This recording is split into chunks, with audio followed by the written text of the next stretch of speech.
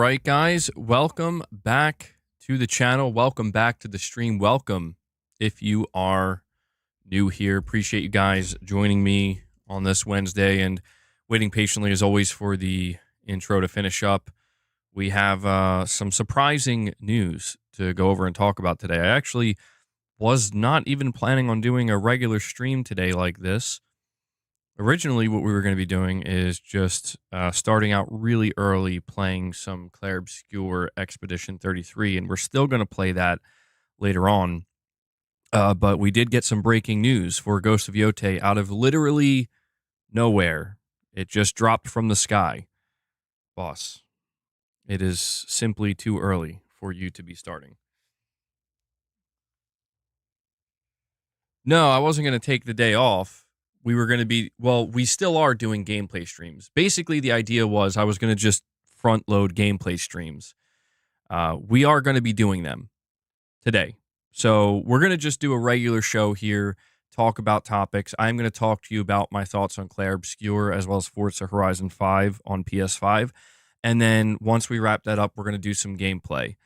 We're going to play some Clair Obscur. We might have to push the Forza gameplay to tomorrow, which is not a big deal. But yeah, we're also going to be talking about Ghost of Yotei because Sony did something that I don't believe they've ever done before, where they're just like, we're just going to drop a new 3-minute trailer for our first party title and a release date and a bunch of news, and just that's it. We're just going to put it out there.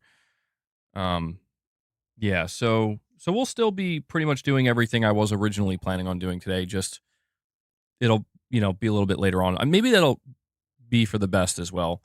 Illegal Monkey with a super chat says, MBG on Expedition 33 in March. You guys hyped for this? Not too interested myself. MBG on Expedition 33 in April. This game is incredible. Amazing sales pitch. Well, yeah, I definitely have a lot to say about Clair Obscur Expedition 33. I did beat the game. I think you could put easily, I think, well over 100 hours into this game if you really wanted to. There's a lot, but I put about 40 hours into it. I beat the game, and right now it's my game of the year, which is shocking because, yeah, this game was not really on my radar.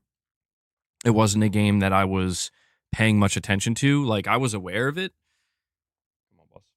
But we'll dive deep into that discussion in a little bit. But yeah, it's currently my game of the year, and I still can't get over the fact that this game was made by 30 developers. I think that this team has just put a lot of AAA developers to shame, and I have no doubt that major AAA publishers are going to be looking at this game Clair Obscur and saying, like, why can't we do that? And they're going to figure out how to make that happen.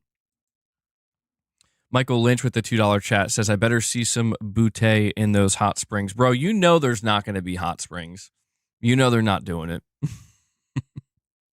Which would be a mistake. Boss, come on. It's too early, dude. Chill. Come up here. Better than Split Fiction and Kingdom Come Deliverance 2? Well, I didn't play Kingdom Come Deliverance 2, so I can't say if it's better than that, but it's really, really good. It's really good, dude. Like, I'm not convinced it's going to win Game of the Year, but it's absolutely going to be in the running for Game of the Year. Huge congratulations on the Clair Obscur review, MBG, the best piece of content you've produced in a long, long while. Well, I'm glad you enjoyed it. Yeah, I could tell with the review that I put out that it was a little bit rough. Probably could have used a little bit more refinement, but I just had to try to let it flow as naturally as it could because I'm not used to doing reviews like that. It's been a long, long time since I've tried to do something like that. But I also can't reveal any spoilers, right? Like, that was a big thing. And it's still, the spoilers are still embargoed. So I wanted to say a lot more about the story, and I found myself kind of repeating what I said earlier in the review, but it was because I was thinking of something else that was happening in the story, but I couldn't say it. But yeah, I don't want to spoil anything anyway. If you guys are even remotely interested in Clair Obscur, I highly, highly, highly recommend it. Seriously, it's a very, very good game. I went into it thinking, like, I'll probably just think it's okay. I'll be lucky if I can even beat this game, to getting like helplessly addicted to it and now it being my game of the year. And it is a turn-based RPG, which is the type of game that I don't play. So, yeah, man, if you're somebody who already likes turn-based RPGs, I feel like you have to give this game a shot. Lux, you're saying, see what happens when you try new things? Yeah, I mean, there's no doubt that this is one of those situations where I'm not saying I would have never touched Clair Obscur, but I would have been. It would have been something that I would have played much, much later on, and probably would have had to be nudged a bit. Um, but yeah, when they offered Kepler Interactive, when they offered me the opportunity to review it, I was like, you know what, screw it. Um, the trailers I saw looked good. I'm like, the art style and the art direction of this game, I think, really captured me. That was the one thing that right off the bat, I was like, okay, this looks pretty good. But there's a character in this game named Gustav. He's like the main character that you see in the marketing. I'm pretty sure they purposely made him look just like Robert Pattinson. He's voiced by Charlie Cox, who plays Daredevil. And he's like one of my favorite characters now. Yeah, I've definitely been thinking about that character quite a bit. So Gustav's an awesome character. They're all great. And the character that Andy Serkis plays is very good. His performance was awesome. But it's such a good game, dude. Like I'm just it's like one of those things where it's like I couldn't believe when I was playing it and I beat it. I had this distinct moment where I was like, "Is this a masterpiece? Like did I just play a masterpiece?" I felt kind of strange because I'm like, I don't know if I don't have any frame of reference. All I knew is that this is a new game from the developer's first game, and I was just like, I don't know if I'm just being too easily won over here or if this game's actually as good as I feel like it is. But I remember talking to my wife multiple times saying this is going to be one of the biggest games of the year. Like this is going to be a game of the year nominee. And I think it's a massive sleeper hit that people don't realize what they're about to be playing. And I saw the reviews come out today, and I think it's sitting at like a 92 on Metacritic. I think it's like the first or second highest rated game of the year. And I'm like, okay, I'm glad that I wasn't totally off the mark here. We have Michael Lynch with a super chat, and he says, this might sound crazy, but I would get Yotei over GTA 6. I don't think that's crazy. I mean, they are two different games. I can't say I would do that though. If like GTA 6 comes out like the same week of Ghost of Yotei, I mean, I'll buy both, but the game that's going to get all of my attention is absolutely going to be GTA 6. But I could totally understand it. I've come to realize that not everybody is as hyped for GTA 6 as I am. And that's perfectly fine. Not everybody needs to be as hyped as I am. Hopefully that doesn't happen though, Michael. We don't need that. I don't need that stress. Boss, you're being bad. Stop it. Okay. Hold on, guys. He's literally biting my my mug. Come on. Be good. I'm trying to talk to the audience here.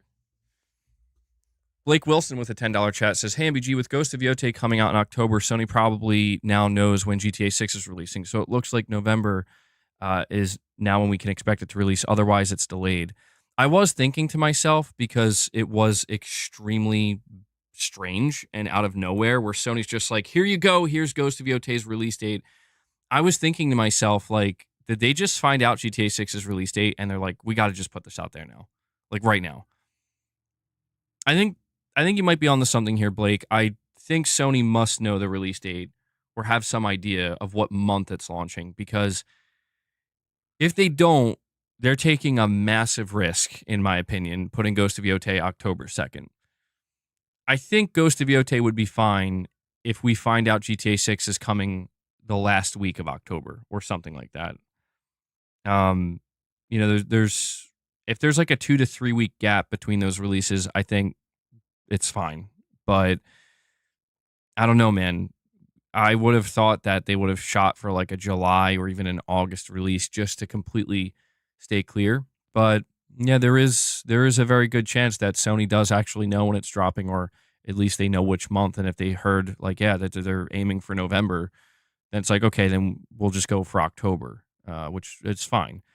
But there is always that chance too that they actually have no idea, and this is just the date that they settled on. Digital Dude 25 says, I expect Astrobot to be updated soon with a new Yotei bot. Yeah, I was kind of thinking about that recently. Like, is the latest DLC that they dropped for Astrobot the last DLC that they're gonna do for that game? I would say probably, just because I feel like getting 2 free DLC updates is more than I would have expected to begin with. But there is that off chance that, yeah, they might have more bots that they're working on and more free DLC, or maybe at some point they could do paid DLC or something like that. But a Ghost of Yotei bot would be very welcome for sure. And we have Wabu Dude with 2 back-to-back super chats here. He says, hey, MBG, I really enjoyed your review of Claire Obscure Expedition 33. I hope we get to see you do more reviews in the future. Your style feels very authentic. It was awesome seeing you step outside of your usual comfort zone and try something different. Hopefully this leads to more turn-based tactics games down the line. Well, thank you so much for that, Wabu Dude. Yeah, I'm not going to lie. I was pretty nervous to release that. I know I released it at an awkward time at 5 a.m., but that's when the embargo lifted. And yeah, I feel like I was being pretty hard on myself, but I I just tried to, like you said, be as authentic as I can, and I wanted to make sure to cover like the gameplay very heavily because there's so much to the gameplay. I just wanted to make sure to for anybody who is going to watch that review, I just wanted to make sure that if they're trying to decide if this turn-based game is something they want to try out, I need to try to explain the gameplay as best I can. There were definitely a couple things I accidentally left out that I put in a comment. Like, I didn't even talk about the soundtrack, which I was like, damn it, because I wanted to try to keep it less than a half hour.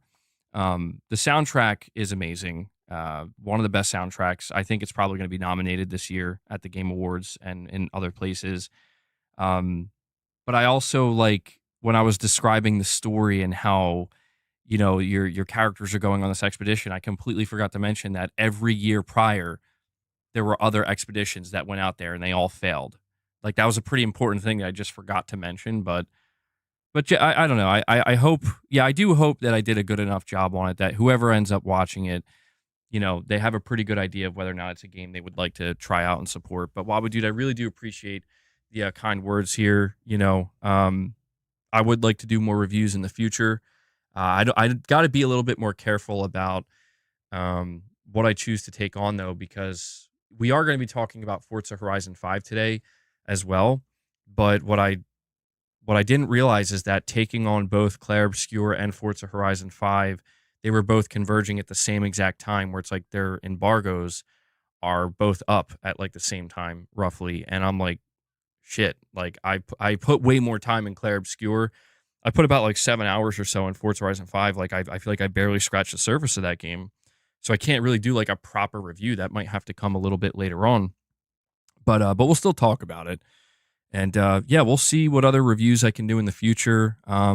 This has definitely, Claire Obscure has definitely opened my eyes to turn-based games. I really have minimal, I mean, truly minimal experience with turn-based games.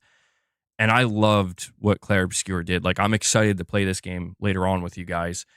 And you won't have to worry about spoilers, by the way, because there really are no major spoilers for, like the first act of the game. I did confirm that with, just making sure it's okay for me to stream this game. There are no major spoilers, but I pretty much got addicted to that turn-based gameplay, and I was quite shocked. And I'm like, are all turn-based games this good? That's like the big question that I kind of had after I finished playing it. I was like, man, like, have I truly been missing out? So I don't know. Am I going to react to the trailer on stream? Yeah, we'll watch the trailer together. I'll bring that up for Ghost of Yotei. Just the start screen music is amazing. Yeah, really, really good game, dude. Like, again, this game, I don't want to sound like I'm gushing over it too much, but this game was made by 30 people, and it's outshining like most other games that are made by like 100, 200 people person teams. And it's just like, I don't understand how they did this. Like, I really don't. I don't know if they have some kind of secret behind the scenes or something, but I think developers are going to be asking themselves, like, how did they manage this? And it's very interesting because we see in the AAA game space, like, Budgets are skyrocketing. I don't know how long this game was in development for, but we do know that things are getting out of control, and there's like this kind of fear where it's like, well, we can't reduce anything, we can't shrink anything because the games are going to suffer for it. And it's like, I don't know, man. You get games like Kingdom Come Deliverance 2 and now Clair Obscur, which are smaller games or bigger games, massive AAA games. At least that's how they play. That are coming from teams that are literally like just like 3/10 the size, basically, of these other teams. So very interesting outcome here, I would say. By the way, guys, as we continue our conversation, I appreciate you being in the chat today and joining the stream. Do me a favor and make sure you hit that like button. If you enjoy these discussions, if you enjoy these topics and you want to show some support, hitting that like button is the easiest thing you can do, and it really helps the stream. It'll put it out there in the algorithm. Consider becoming a channel member, gifting memberships, dropping a super chat, direct donations. All those things help. I'm only able to do this because you guys make it possible. Me being able to take on this review of Clair Obscur, sit there and play it for that long, and do a proper review again. It's stuff like that. Those of you who support the channel directly, you're making that happen. So thank you for that.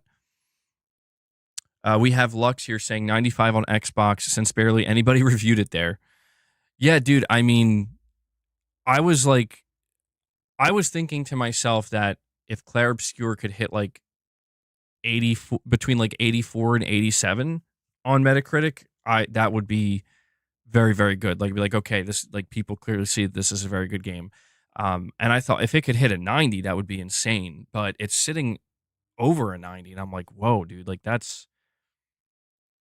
I can't say I'm surprised. I'm just very happy. I'm actually very happy for the team and the developers. I had no idea what I was getting myself into.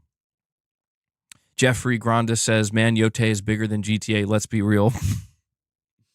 Yotei is very big. Ghost of Yotei, I think, has a lot of excitement around it.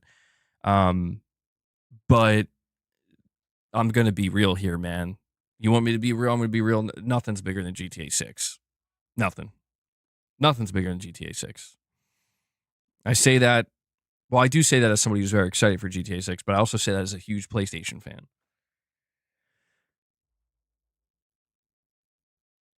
We have King Sam here with a super chat saying, been playing more Monster Hunter World, definitely gave up too soon. Didn't take long for me to finally start getting into it. Hyped for Yotei. Well, I'm glad to hear that, King Sam. Yeah, you had told me last week that you were struggling with it a little bit, and I was saying, it's one of those things where you might have to push a little bit further for it to really open up and to start to get a feel for it, or you might not. But I'm really glad that you're enjoying it, because Monster Hunter Worlds, if you see it through, I think is a very, very good game. Okay. Behave yourself. Sandfall stated that they went with a lower price purely for more accessibility to players based. Yeah, like, dude, that's another thing. I didn't even really think about that while I was playing it, but like, yeah, this is not a $70 game. It's a $50 game, and I can tell you right now, if this game was $70, I would easily be able to recommend it for $70. So the fact that it's 50, I feel like it's a steal. And if you're playing it on Game Pass, I mean, geez, like, Jesus, dude, I'm not gonna lie to you. I almost wonder if they're sitting there being like, God damn, maybe we shouldn't have done Game Pass, because like, I mean, Microsoft, got to give them credit. They found a way to secure this game onto their sub service, and bro, they just secured a Game of the Year contender on their sub service. So I don't, like, day one. So I don't,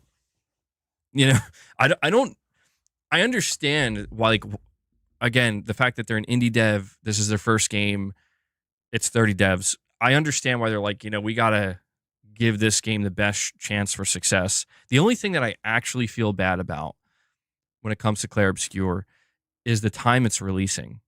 I feel bad. It's like being like squished, basically. You have Oblivion yesterday, and you got like Days Gone remastered, Forza coming, and I just feel like there's a lot coming this week where I feel like, man, if this game could have just gotten its own week to itself, I think it would help it. But hopefully it gets good word of mouth.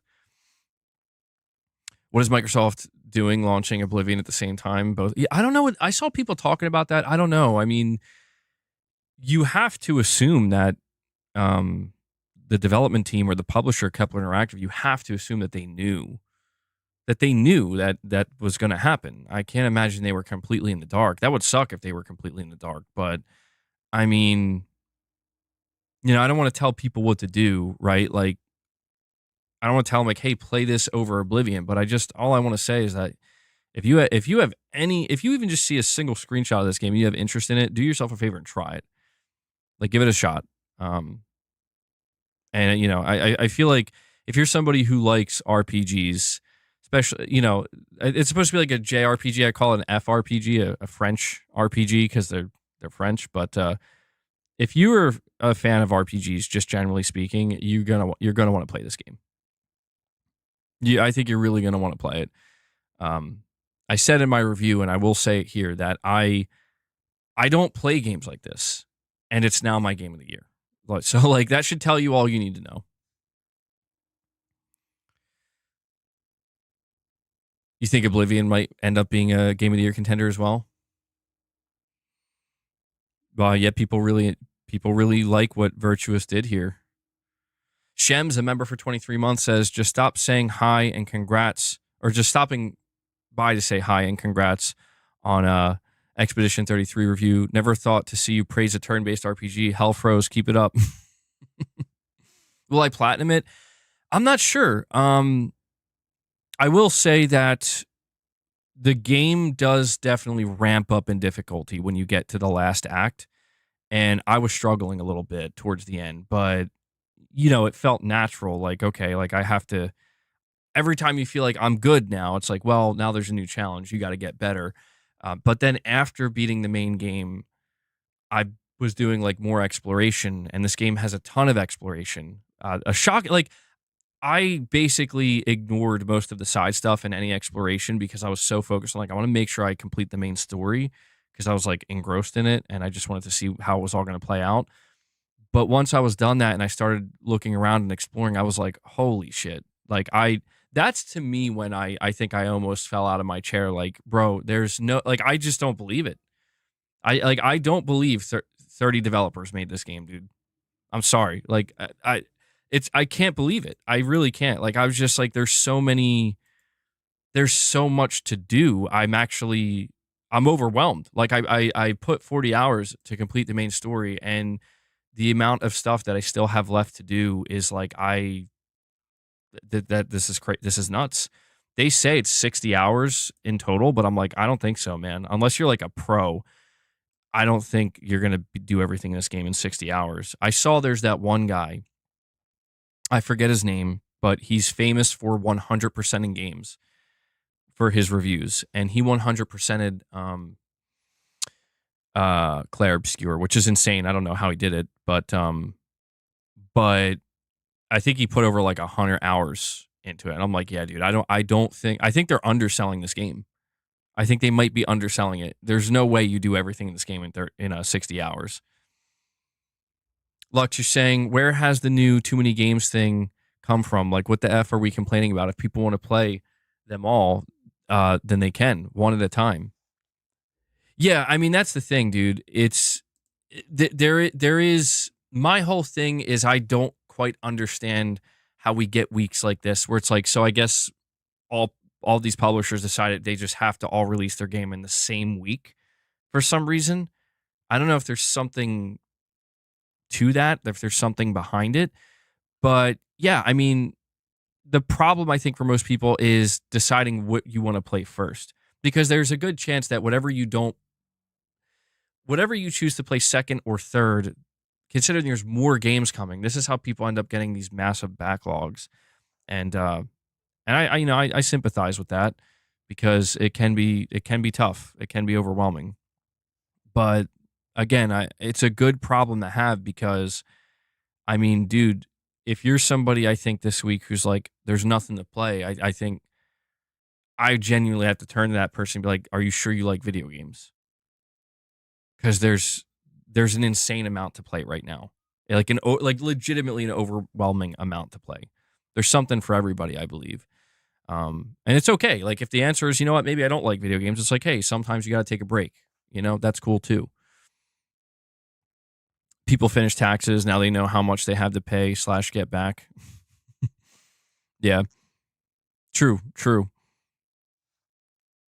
Microsoft has a gold mine on their hands if they start selling the Elder Scrolls and Fallout games, or if they start giving the Elder Scrolls and Fallout games the Oblivion treatment. Yeah, I mean, dude, like this has to be kind of eye-opening, maybe even for Sony, right? Like, look at what Konami's doing, specifically with Virtuous, right? The studio Virtuous, they're working on Metal Gear Solid 3 remake, and they just released Oblivion remake, and it's like, I know people are trying to like bust Sony's balls, being like, oh, stop remaking the wrong games, but like in all seriousness, it's like Sony, you might want to seriously consider combing through like some of your older backlog, or not backlog, but your classic IPs from during the PS3, maybe even the PS2 era, and really evaluate like maybe you should try to hire Virtuous, or give it to Bluepoint for God's sake, just giving an older game that kind of treatment. Because here's the thing. I did see some people complaining about Oblivion yesterday, being like, it's still the same gameplay. It's still the same game that it was 20 years ago. They updated some things, but it's still basically the same game. And that's true. And yes, Virtuous is French as well. That's true, but like, I'm not an Oblivion fan. I'm not even a Bethesda RPG fan. And even when I saw that, we were watching the stream together, and they were showing the original Oblivion, and then they finally showed you the remake. When I saw that difference, I was like, holy shit, that looks amazing. Like, that looks crazy. That's it hits you. You know what I mean? Like, it hits you like, wow, like now that's a visual upgrade, right? You don't have to put it under a microscope. You don't even have to look closely at it. You just it hits you. And I feel like that's something Sony could benefit from, where it's like, dude, there are a lot of different older PlayStation games that people have been asking about, and you should maybe consider trying to give them this treatment. I did see people kind of, again, making it sound like Sony hasn't done this, and I want to refer them to Demon Souls Remake, where it's like, bro, Demon Souls, that's what that reminded me of yesterday. It's like the Demon Souls Remake treatment, where I'm like, okay, that's a crazy glow up, like I can't believe how good it looks. Lux, you're saying Fallout 3 Remake already in the works? Yeah, from what we've heard, that's apparently next. It'll be interesting to see that revealed too. Why did they shadow drop a new Yotei trailer? Do you think that's what pushed Sony to do it? They felt like pressured. They're like, we got it. Yeah, well, we got it. We got a shadow drop too. We'll show them.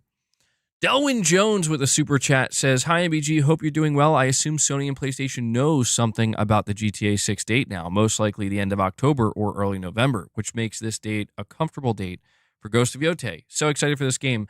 Delwyn, I think you're right. You're the second person to point this out. And yeah, I tend to lean in that direction. I don't think that it does seem like maybe Sony was waiting to announce the release date specifically for Ghost of Yotei, since it was clearly going to be coming after Death Stranding 2.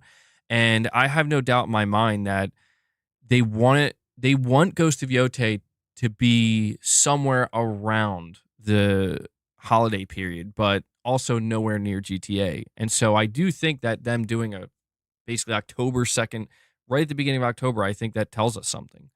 And Dragon Knight comes in and drops 5 membership gifts for you guys.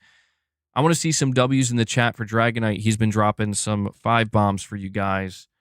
And let's see here. I'll give him a scream. There you go, man. That's a hype scream. We're super hyped. Yeah, if we end up hitting 25 members, you know how we do it here. We will give Boss a couple of treats. He ran out of all of his regular treats, so I filled it up with some healthier treats.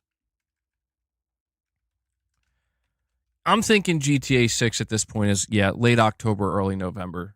That's what I'm starting to settle on, which I think is what I was basically predicting for most of the time. But I wonder if we're going to be hearing about it soon, man. It seems like we're kind of on that trajectory. We're going to be hearing about it soon. So 33 is leading game of the year nominations. What other games scored in the 90s? I know that game Blueprints that just came out is in the 90s. And I think Monster Hunter Wilds is sitting at a 90. So I think right now it might be leading game of the year. Yeah.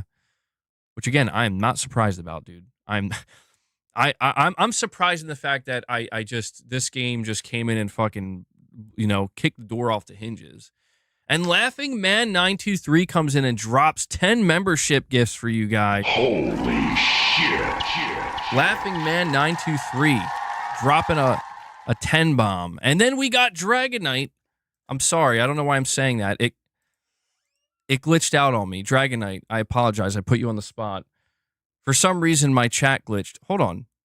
Dragonite, did you just drop 5 more, or is this glitched out? Because now I'm very confused. YouTube's been acting really weird the past couple days. Well, either way, Dragonite, I know you dropped that 5, and then Laughing Man dropped 10. I think my chat's just really bugged out. Hold on. Wait. No, you did. There. Okay. He did drop 5. I'm sorry. That was just super delayed. That was really weird. Either way, Dragonite drops another 5 bomb on you guys. Just getting very confused over here because it showed it on one side of my screen, but then on the actual chat, it wasn't there. And I'm like, I don't know if it's bugging out. But either way, we're now sitting at 20 members thanks to that. So, guys, thank you so much for the support. We are just 5 away from hitting that goal. We have to ask the question, where's Hellbound? Where's Hellbound? He's the one that usually drops that last 5 to hit the goal. I really appreciate the support, guys. We have Lux here with a super chat saying, if GTA 6 is $80 to $100+ will people skip Ghost of Yotei to save money? It's a good question. They might. I mean, that's where if GTA 6 does end up being more expensive, there is, I would say, just naturally a slightly higher chance that some people are going to end up being like, well, maybe I'll wait for Yotei. But it's hard to say, man, because it's like if we're talking about a difference of 3 to 4, maybe even 5 weeks, I mean, most people are going to be able to afford both if they want to play both. And Whiskey Gaming comes in and drops that 5 bomb. Oh, there's Hellbound. I was like, I know he's here. Hellbound's like, damn it, I just missed it. But either way, I appreciate that. Whiskey Gaming drops 5. Hellbound 1981, another legend, drops 5 more, bringing us up to 30 members on the day. We need a Crazy Arnold. That was me the entire time I was playing Claire Obscure. So you guys crushed the goal here. We'll give Boss some of his treats. We'll continue our conversation.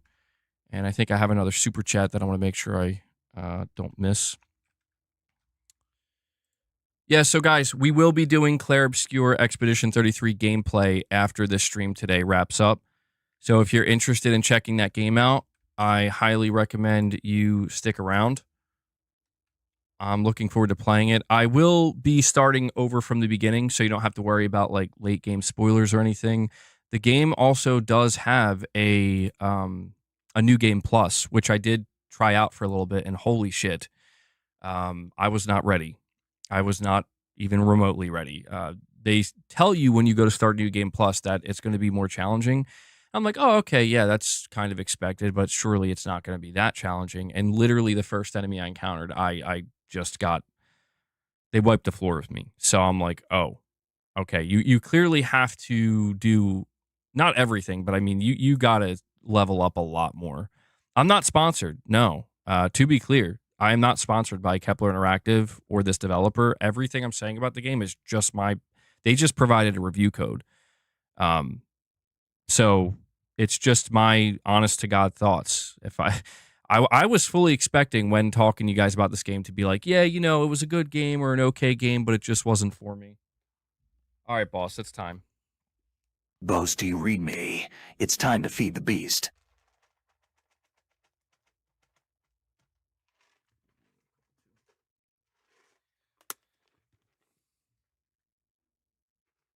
And real quick, before we move on, we're at 99 likes. So if you haven't, please hit that like button. We're about to hit that 100 mark.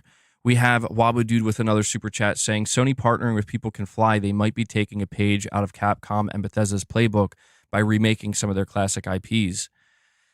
What's interesting is People Can Fly, they're a relatively well-known studio and a relatively proven studio, but I don't think they've ever done remasters or remakes. So what makes them interesting is that they're being given a Sony IP, and I think it's going to be an older IP, from like the PS3 generation, but they're seemingly being tasked with making a new whatever that is. Like I've seen people saying, because I think the project is referred to as Project Delta, they're thinking, Delta's like stands for four. Um, People are thinking, is it like Resistance 4? Is it possible? Is the platinum difficult for Clair Obscur? I have 51% of the trophies unlocked, and I couldn't see the trophies when I was playing it. So just naturally playing the game, I unlocked half of them.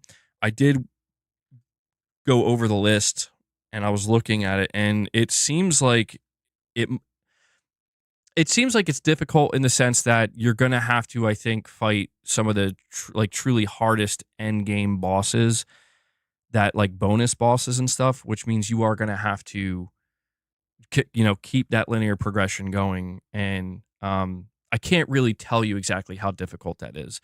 All I know is that when I beat the game and I went to go explore the overworld map, I was running into like these bigger enemies that I'm like, holy shit, dude. I don't know if I have to grind or if I have to like look around for other kind of like lower difficulty enemies, but these I like was hardly doing any damage. And I don't know if you'll understand what I mean when I say this, but like I'm doing some attacks that are doing like 40 to 50,000 damage, and they're the boss's health bar is like just the a micro sliver is taken off, and I'm like, what? So I was kind of shocked by that. I didn't quite realize like how difficult, and I don't know if difficult's the right word, but just like, by the end of the game, I felt extremely powerful. I'm like, oh, I'm going to kick ass. I'm going to go out there and clean everything up. It's like, oh, you thought.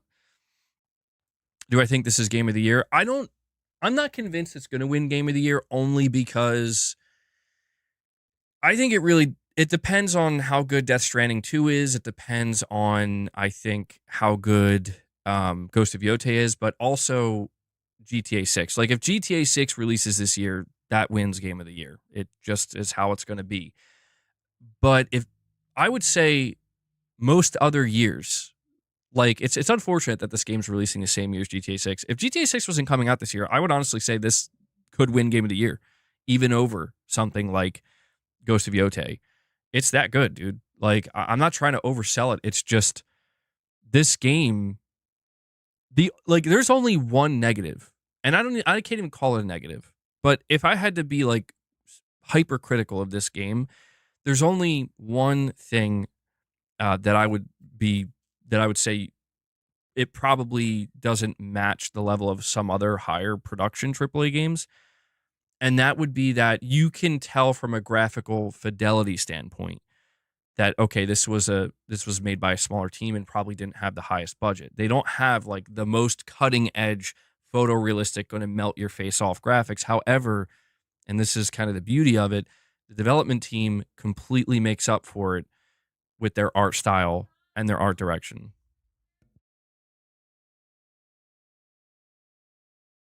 Hold on one sec, guys. What'd you say? I gave her treats.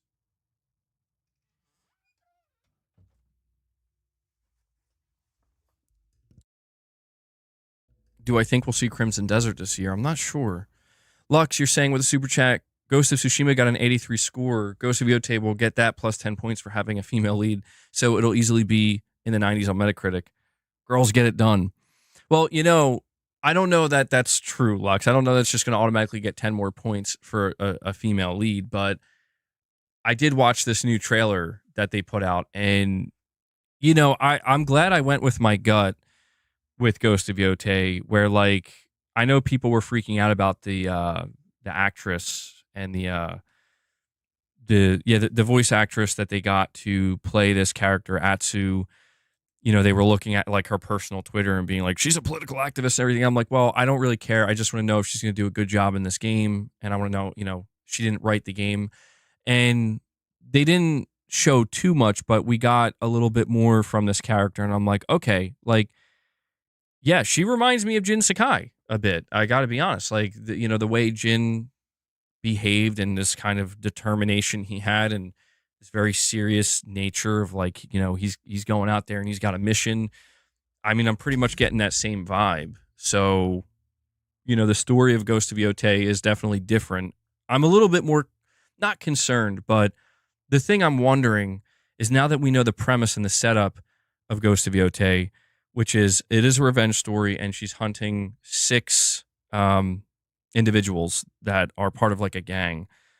So almost like kind of like a Western type thing here, which is very cool. I am curious to see how that stacks up against Jin Sakai's story, where Jin Sakai's story was really awesome to me because I love the dynamic between like him struggling between the samurai code and or breaking that code and potentially dishonoring himself in order to save his people and whatnot. I thought that was a really really great part of what made Ghost of Tsushima what it was. And I'm curious to see if from that perspective, from the story and the way it all comes together and the overall feeling it leaves me with, if it can match that. But I do suspect that Ghost of Yotei will get a higher score because the one thing they did reveal in this trailer, which is something that I'm actually extremely stoked for, is they're seemingly adding a lot more to the gameplay when it comes to the combat. Like a lot of different weapons, more depth.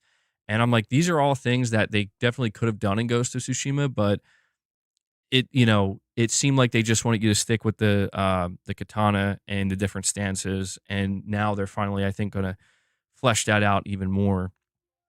And I think it's gonna be awesome, dude. I'm very excited. It's the biggest complaint there is one comment I'm going to read to you guys in a little bit. I know I'm a little bit all over the place. I apologize. This is the nature of like I have so many different things I want to talk about with you guys. There was this one comment on my video today that I have to go over with you guys because it encapsulates the type of nonsense that persists on the internet in 2025, and it didn't piss me off. It's just we can't be this stupid. We just can't be. And I think I'm just going to start making examples of it until it stops because it's just like we can't be this stupid, guys.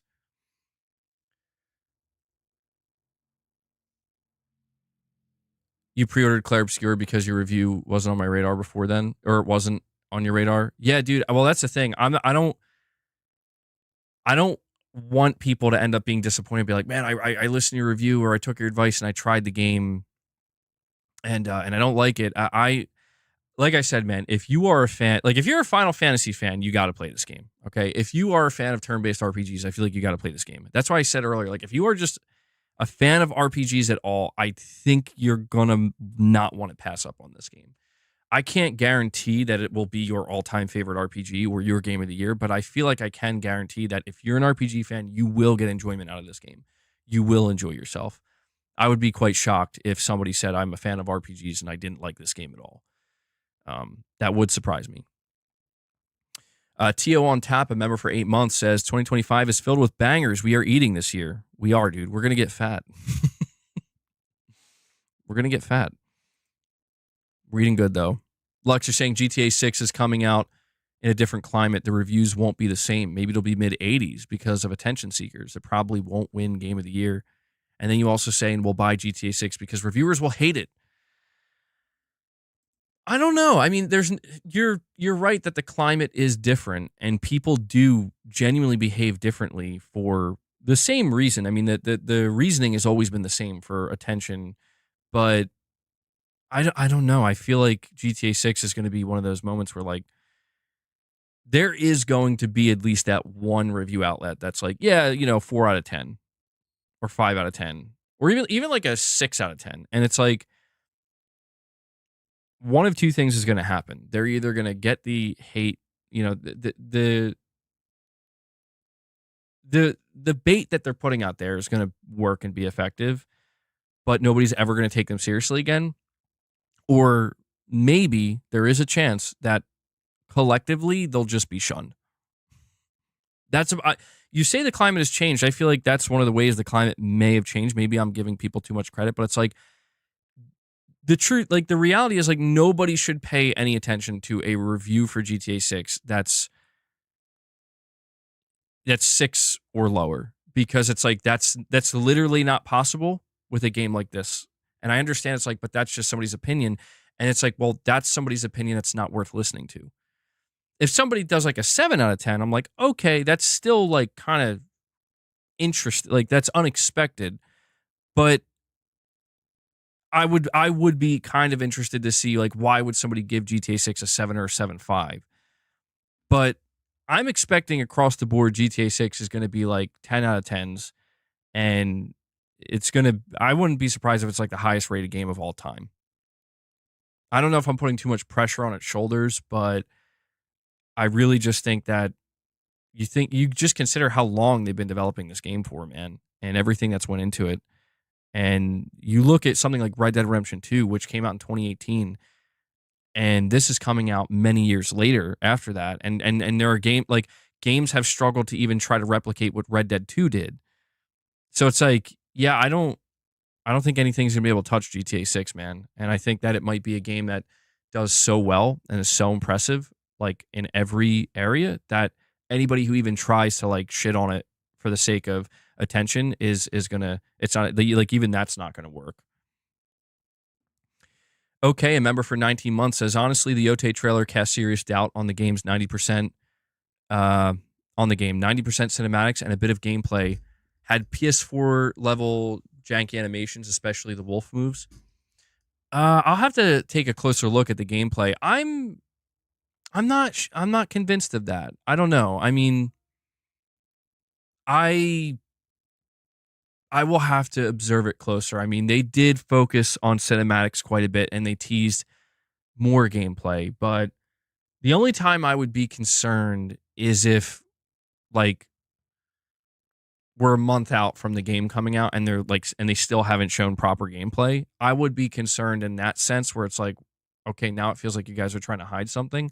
But I think what we're seeing right now is we have a 6 month window, basically a 6 month um, runway, and I think they're saying they have a lot more they're going to show. I think at some point, I could be wrong about this, but I think at some point they're going to have a dedicated Ghost of Yotei State of Play or just a dedicated like 4 to 5 minute gameplay trailer. And I think that will put a lot of people's, if they have any fears, I think it will put that to rest. I think it was more important that they did kind of focus on the story because truthfully, that seemed to be what people were most concerned about. I mean, you're talking a little bit about it having like some janky animations and whatnot. And again, I'll look at the trailer a little bit more closely to determine that. But I don't know. I mean, the only thing I will say is that it did look like more Ghost, right? Like there's no denying that when they were showing her, her riding the horse through the valleys and whatnot and the vistas and the combat, like, yeah, it's like this is more Ghost. So I think if they do show some gameplay, like some more just raw, uncut gameplay, they're going to have to focus on showing, like, well, here's what we're adding to it. Here's what's going to be very different about this gameplay compared to Ghost of Tsushima. I mean, to be honest, I don't think that they need to change much, but I think it's more about what they're adding to it, not necessarily what they're changing. Pushing Polygons, a member for 24 months. And actually, really quick, we have Joshua Reese renewing his membership, keeping the member train going today, bringing us up to 31. Joshua, thank you so much for that, buddy. Thank you. Appreciate it. And yeah, we'll see if we can keep that member train going. We'll see how far we can take it today. Pushing Polygons, a member for 24 months, says, MBG, both you and Mr. Maddie have said at this point in the year, Expedition 33 is your game of the year. That excites me. Got the music box edition. Sorry, my camera was in the way there. Well, see, that's what was. I was a little bit worried about this, right? I was worried where I'm like, I don't really play games like this, and I don't know if I'm just like. It was one of these things where it's like, this game is either truly as good as it feels like it is to me, or this is just my first time really getting deep into a game like this, and it's giving me like a heightened sense of like elation, like this, that like it's actually not as good as I think it is. It just feels that way because it's my first time playing a game like this. I was worried about that, and that's why I did say in my review that to me the turn-based type gameplay that they implemented, where it's not like Final Fantasy VII Remake where it's like a hybrid, but there is some real time to it where it's like you can dodge and you can parry and you have to hit QTEs and stuff like that. I don't know if that's a common thing. I don't know. I don't know. But I did say in my review, like, if you want to know how this stacks up against other, like other turn-based RPGs, you might have to go to a different reviewer for that. But I was happy to see that, okay, it wasn't that. Like, people were just, yeah, like even people who deeply play RPGs are like, this game's amazing. Let me see here.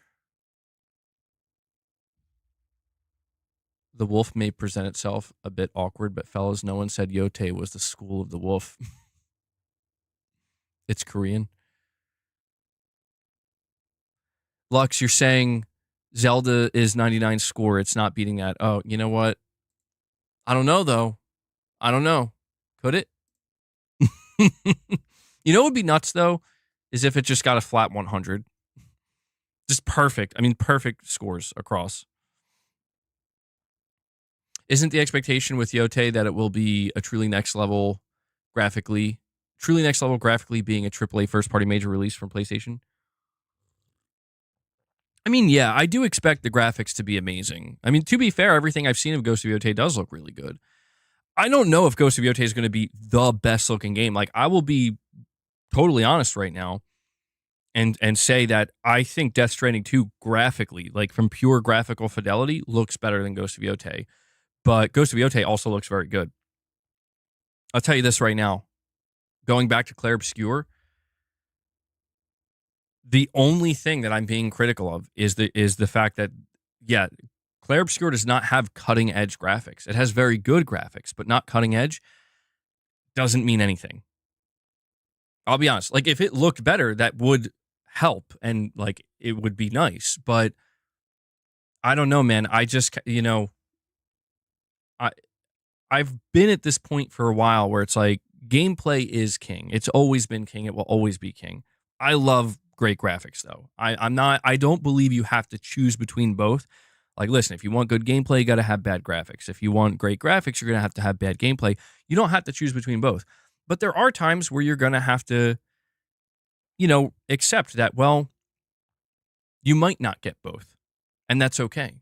And at the end of the day, the thing that's more important between those two is we need better gameplay.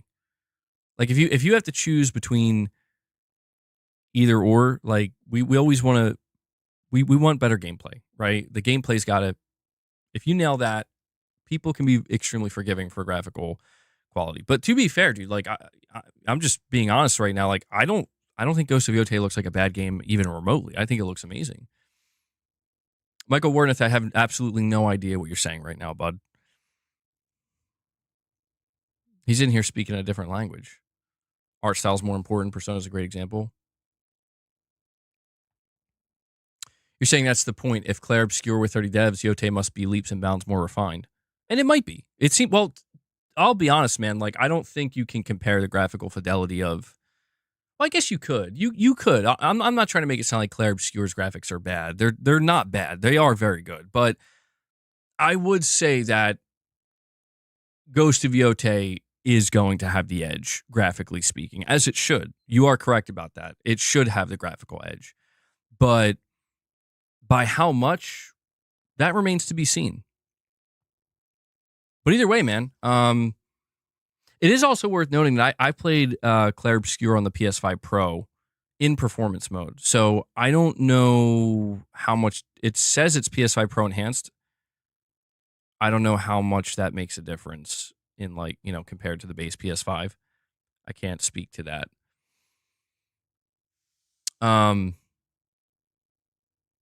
Yeah, Death Stranding 2 is using the Decima engine.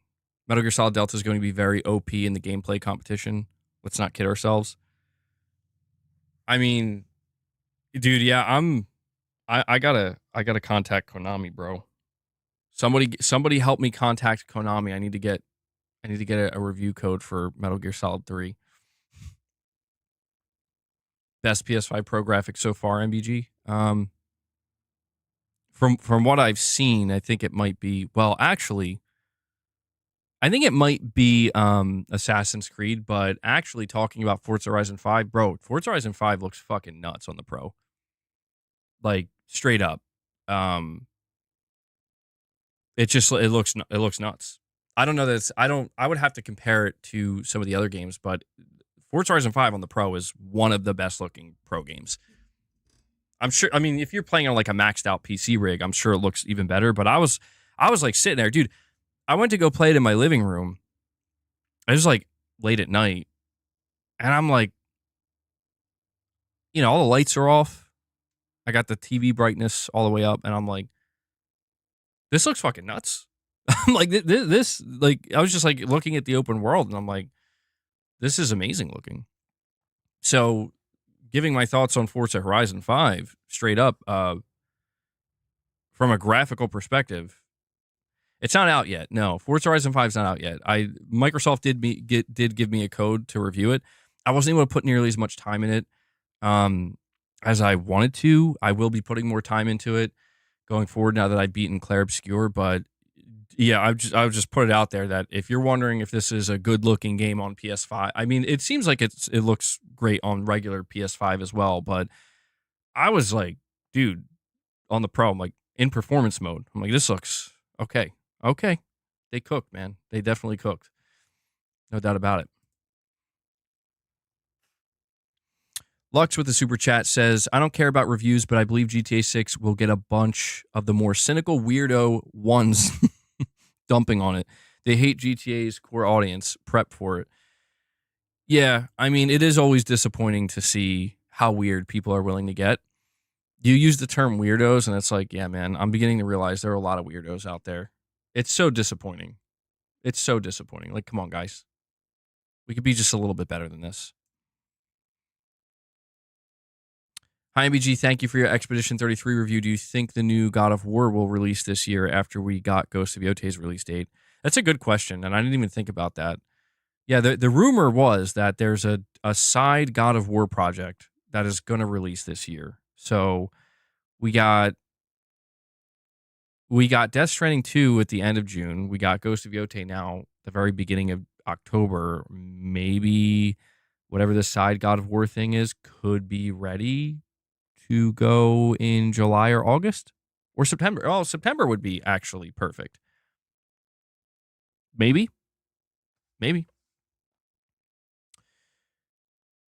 I'm late, but can't wait for Yotei. I woke up to that and it made my day. Yeah, so let's talk about that for a moment. Let's talk a little bit about Ghost of Yotei.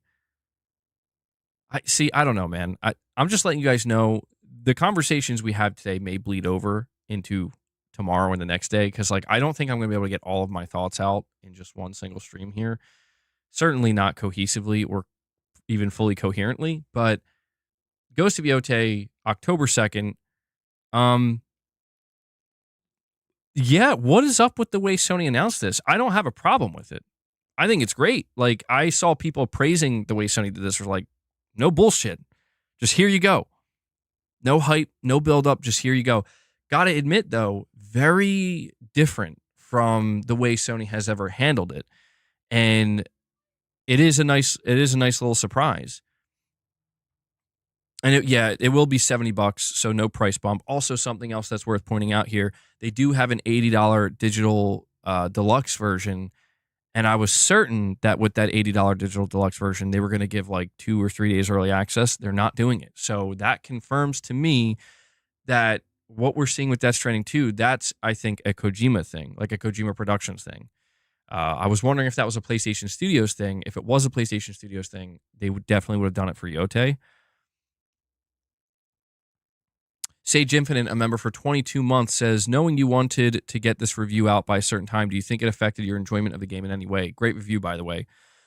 No, there was a little bit of anxiety where it's like, okay, I want to make sure I can beat this game. Because I'll put this out here. I was willing to not have the review ready by the embargo if I couldn't beat it.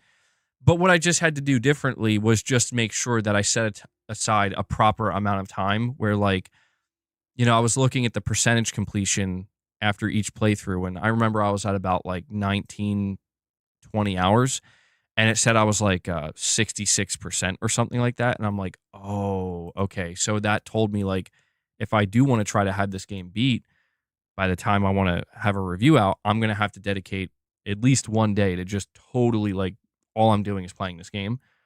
And that's what I did. I basically had a day where I spent 9 to 10 hours straight just playing it. And it did not negatively affect my enjoyment of the game. I can honestly say that I would have paced myself differently though.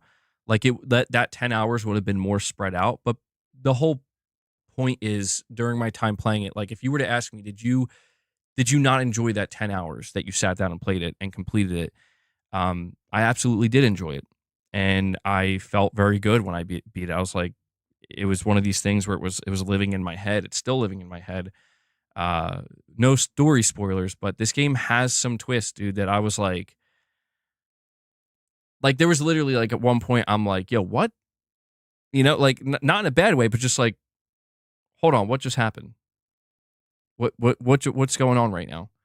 And there was I can't talk about it yet, and I probably won't talk about it for a while. I'll have to wait till people beat the game. But there's one thing in particular that I wish I could talk about that it's still living in my head, and I'm like, it has left this feeling of like I don't know if I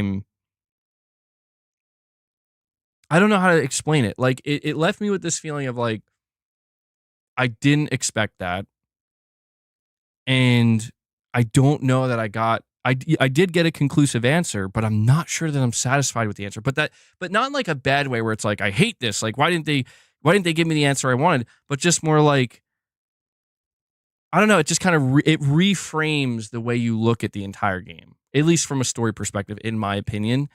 And I don't want to oversell it, but when I'm able to talk about it, I will talk about it, and I'll have to wait because I can't like I can, the spoiler embargo is up tomorrow, and I don't want to people haven't even gotten a chance to play it yet, so I'm gonna have to wait.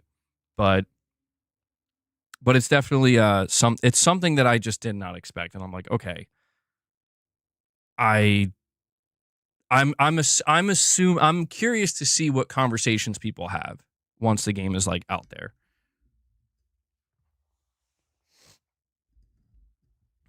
Expect the unexpected. I mean, I'll say this, there are like, well, I'm not going to say that. I don't want to say anymore because I want to break any of the spoiler embargoes. I'll just say, yeah, there are twists, there are turns, and I don't know that they're going to land for everybody. I don't know that they're going to land for everybody. I definitely had to like kind of be like, whoa, okay, hold on. Now this just got interesting.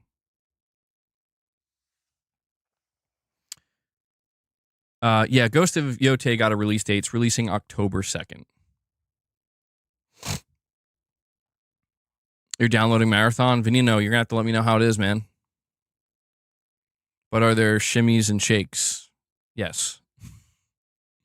There is a physical version of Expedition 33.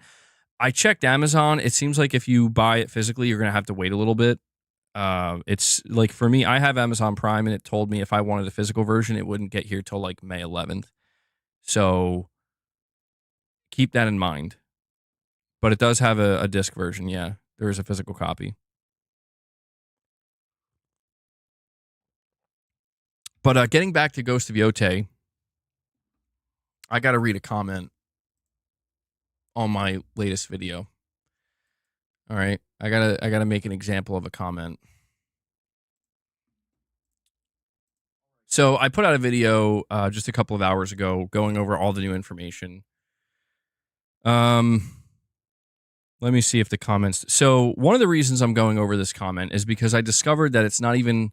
It is a real. I'm assuming it's a real comment, but it actually whoever made this comment was upvoting their own comment, and YouTube. So check this out. This comment that I'm going to read to you. I just want you guys to know that this is real and this is happening on my channel. I don't know if it's happening on other people's channels. I don't even know if they're real people but it's happening. This comment I kept very close track of because it was so stupid that I'm like, there's just no way somebody with an inkling of intelligence or understanding, like, it was just a dumb comment. But I noticed it got a bunch of upvotes. And I'm like, how does this have so many upvotes? And now, and this is why I kept close track of it, it only has one upvote. It went from having like 15 or 16 or even 17 upvotes. Now it only has one. Like, this is good because it seems like YouTube is on top of it. Like, they're very quickly fixing the problem where if there are people trying to artificially boost their comments, or even if it's just AI, like, it seems like YouTube's very quickly identifying it and taking care of it. But check this comment. Now, this comment was in regards to going over the new information in the release date for Ghost of Yotei. This person says, this was written 3 years ago. Before anyone says I'm trolling, I own a PS5 and prefer PlayStation, Xbox, and Switch. But with news that there are 10 million PS5s out there and the two big exclusives sell poorly, it seems the claim that PlayStation gamers don't really play or support the exclusives Sony put out there is true. With the news, the more I'm reading this, it sounds like AI, right? With the news of the two big PS5 exclusives, Ratchet & Clank and Returnal, not really selling as well as many hoped. What this person is bringing up Ratchet & Clank and Returnal, which is not even remotely relevant to the conversation we're having here in 2025 about Ghost of Yotei. They say, I understand not everyone exclusives caters to everyone's tastes, but it's sad Sony prides itself on its exclusive game library only for most of them to get underwhelming sales numbers. I definitely want Sony to continue to produce exclusives, and I'll try to support as many exclusives as I can, or the ones I know I like. I think Ratchet & Clank Rift Apart is amazing and deserves more than 1 million sales, and there are 10 million PS5s out there. Second time they're saying there's only apparently 10 million PS5s sold. Returnal is not everyone's cup of tea, but still a well-made game. PS gamers need to do better in supporting exclusive games. Otherwise, Sony will stop producing as many, as we just have Call of Duty and other generic games, which can be played for free on Xbox with Game Pass. Bro, who is sending these people to my chat? Microsoft, stop it. Stop.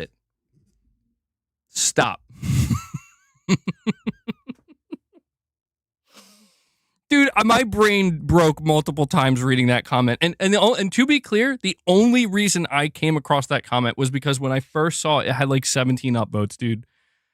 And I'm like, okay, if a lot of people are agreeing with this, it must be something important or relevant or cohesive, right? And it's just not. Like, almost everything about this comment is cursed. Like, they mentioned there's only 10 million PS5s out there 2 times. The PS5 has sold over 75 million units.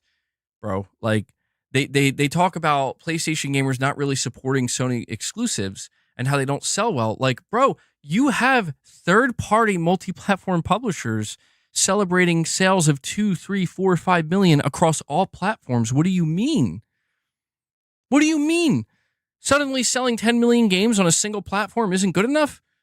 Now, granted, Sony might come out and be like, well, we want more. Of course they want more, but come on. Like, this is nuts. This is absurd. This is absolutely absurd. Lux, you're saying more PS gamers do need to support exclusives, to be fair. I'm not against that.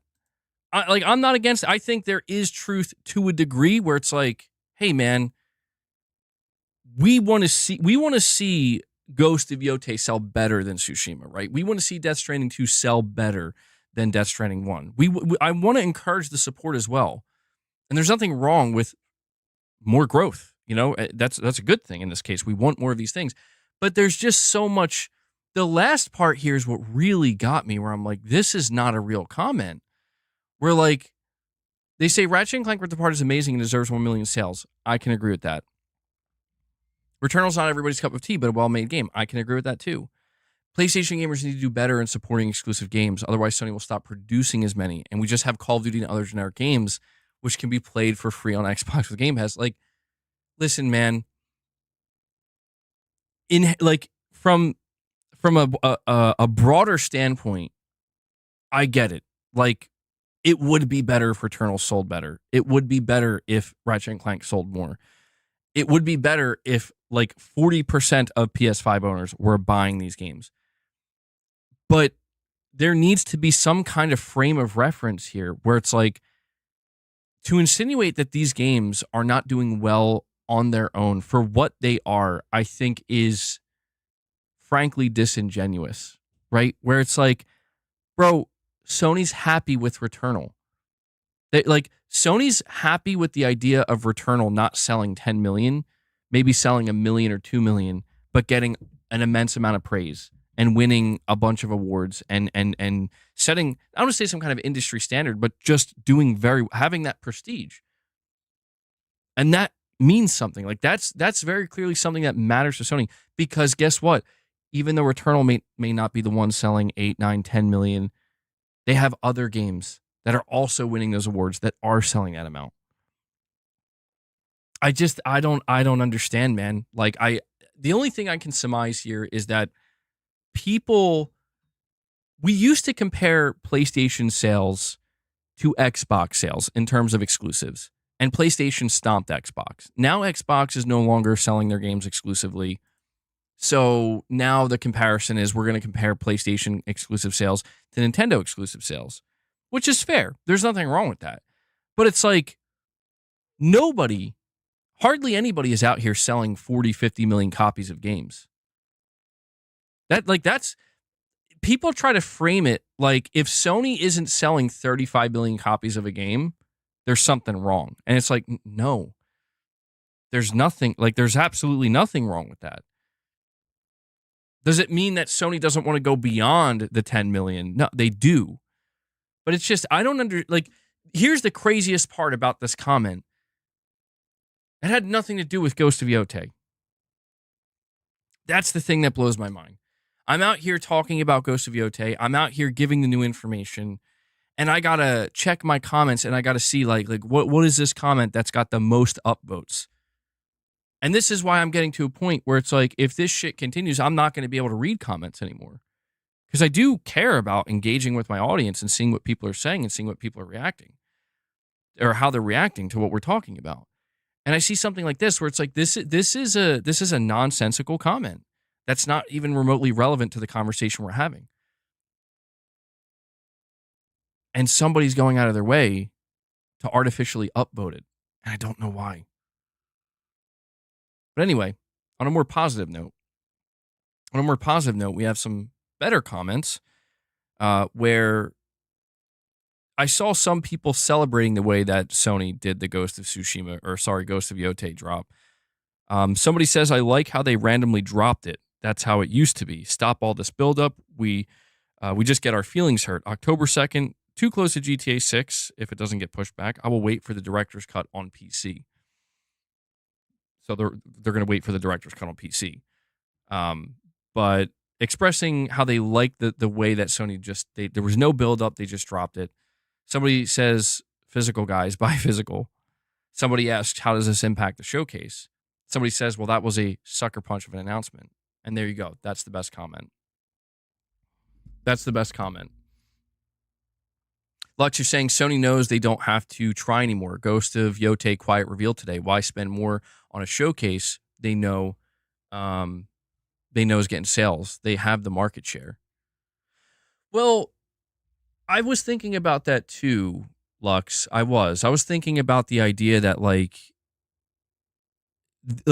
no matter what anybody says, this is peculiar.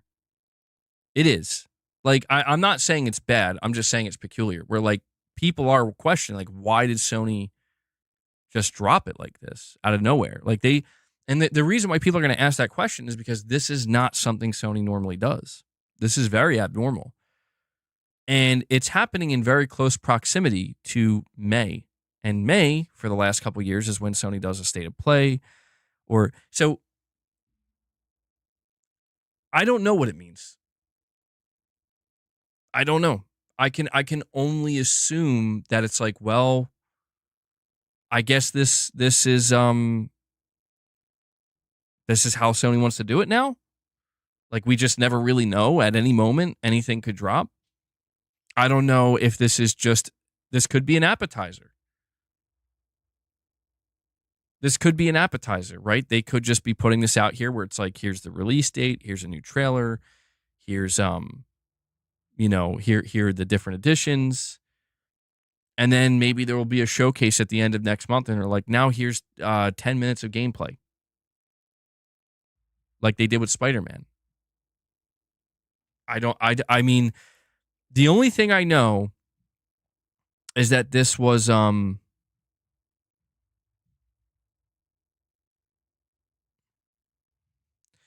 only thing I know is that this was unexpected and an abnormal way for Sony to announce something like this. Now, the idea that maybe they're doing it this way because they don't have competition anymore, well, I mean, I said last year, man, or not last, I think it was last year. I think it may have been last year. Either that or it was in February, or maybe I said it both times. That I think Sony could be done with showcases. Because especially, I mean, I actually am leaning into that more now. I'm not trying to like kill anybody's hype. I'm just trying to be real in my assessment here. And that like, if they're willing to just kind of drop news like this, like make no mistake, like this is stuff that usually would be saved for a state of play or showcase. And they're just like, here you go on a Wednesday morning. I'm not opposed to that because it's like somebody left this comment, speaking of comments that people leave, and I want to highlight this. I'm paraphrasing it because I don't have it up anymore. But they were like, man, people are going to stop complaining so much. Like all people have been doing is asking for more news and more info on this game. And then we get it, and it seems like there's still some people complaining about it, because it's like it wasn't in the way that they thought. And I'm like, well, I agree with that, right? Like, I'm not upset or angry at like, yeah, I want to know more about Ghost of Yotei. I'm super stoked for this game, and I'm hoping we see more of it soon. And then boom, Sony's just like, well, how about how's April 23rd sound at 8 a.m.? I'm like, well, shit, yeah, why not? I'm not going to say no to that. Bring it on. I want to see more Ghost of Yotei. So I just here's what I'll say on this matter. Let me kind of come to some conclusion here. You're either excited for the games or you're not. You're either excited for the games and seeing more of them and learning more about them and to play them, or you're more excited about the showcasing of games. And I say this as a person where it's like, yeah, I want a PlayStation showcase. I've always loved the PlayStation showcases. I miss the camaraderie. I miss the excitement. I miss when Sony felt like they were trying to bring the fans together. I do miss that. And I think most PlayStation players who consider themselves even remotely enthusiasts miss that too. But at the end of the day, there is no denying that even if something like that goes away, it does not hinder my excitement for the games that I am looking forward to, that I want to play. So if Sony tells me ultimately that we're not doing that anymore, sorry, we're not doing the whole bringing everybody together and putting on having a big bang. We're just going to disperse it each month, drip feed. Okay, I can accept that. And the truth is it's not gonna hurt my excitement for the games. The only thing it's really gonna ultimately hurt is, I would say, again, just kind of that feeling of, all right, well, there's no denying that the excitement, the overall excitement that people can express together is diminished. That's the collateral damage here. And I'll be honest, like, other people's excitement doesn't determine my excitement for a game. It does determine my excitement to talk about a game, but not to play a game. And I think that's a very important distinction. And Corey, the legend Landiga, comes in, dropping a 5-bomb on you guys. Corey is keeping this train rolling today, bringing us up to 36 members. Corey, thank you so much for that, I'll man. be back. Corey says, I'll be back, bro. So, actually, and you know what? Just to add to this, I could even make the argument that as somebody who is a content creator and I cover PlayStation, Sony doing stuff like this benefits me more. Truthfully, just brutally honest, it benefits me more where it's like if Sony gives me something to cover and talk about this month and then something else to cover and talk about next month and then something else to cover and talk about next month, like that actually benefits me more. That drip feed helps me more. But there's no denying that there is that excitement factor missing if you don't get a big show. There's just no denying that the hype for a PlayStation showcase when everybody's getting together is palpable, right? Like you can feel it. You can feel that energy. You don't get that same feeling with something like this, where it's just like, okay, here you go. Here's a blog post announcing the Ghost of Yotei release date. It's not the same, and it's okay. It's okay though, because it's like, what's the end result? The end result of a showcase is, did you see that game? I saw that game. How was that game? That game looked awesome. Are you excited to play that game? I'm excited to play that game too. Let's go play that game when it comes out. What's the end result of this? Yo, did you see that PlayStation blog post? I did. Did you see that's released on October 2nd? I did. Did you see that new trailer in the collector's editions? I sure did. I'm excited to play that game. Really? So am I. Yeah, we'll play that game when it comes out. Awesome. The end result is exactly the same. It's just the path and the in between is what changes so dramatically. The one thing I will say though is Microsoft's doing a big ass showcase on June 8th. And still Sony's just like, so Borderlands 4? God, please, Sony, don't let the only stated play you're doing this spring and summer be a freaking Borderlands 4. I will rant. Dude, you know what? You guys would be happy because you will get a legendary rant. If Sony goes the whole spring and summer and they're like, we're just doing it. Low-key, you're saying, MBG, you never read my comments anyway. That's not true, low-key. That's not true. See? 0 point, that's not true either. Now you guys you're just gaslighting me. Let's get something straight. I read my chat pretty damn well. Days like today where I have a lot to say, I may not be able to read as much, but come on, you guys know I read the chat. I see what you're doing. Lux, you're saying Xbox is gone. Sony just has to sit back and make money. I mean, yeah, I've said this before. I'm reading it, boycott Activision. I am. Not every time. Well, no, that's impossible. I can't read every chat, dude. Come on. What do you think I am, a freaking robot? If I was, I probably could, but MBG, you always subliminally read my text in Arnie's voice. I know it. How'd you know, Hanzo? Lux, you're also saying Oblivion rumored for Switch 2. LOL, 16 FPS at $90. Oh, man. 16 FPS for $90. Let's do it, bro. Let's do it. Jeez. Speaking of Xbox, how would I do the showcase? Here's what I would do if I was going to do a showcase. I would accept and understand that you can't match Microsoft showcase because Microsoft has like a crazy amount of studios, and like truthfully, Microsoft probably has like 10 to 12 things ready to show at any given moment because that's just how many studios and how many dev teams they have. Sony can't match that. So if I was Sony, I would lean into my strength, which is, well, what made some of Sony's best E3 shows so good? Like E3 2015, E3 2016. I really do believe that it was the surprise factor. Like, oh my God, it's God of War, or it's Kratos. Look, he has got a beard now. But it wasn't just that. It was, now we're going to show you like 8 minutes of gameplay played by the dev. And then same thing with Days Gone. Here's like 10 minutes of Sawmill Horde gameplay. And I just really think that Sony doesn't need as much of the spectacle as they used to, where it's like massive surprise announcements. They're welcome. And I would try to see what we have that we could surprise announce. But I think at this point in time, what makes a PlayStation showcase, what would make a PlayStation showcase successful, is having a lot of third party. Make sure it's like an hour long, at least. A lot of third party.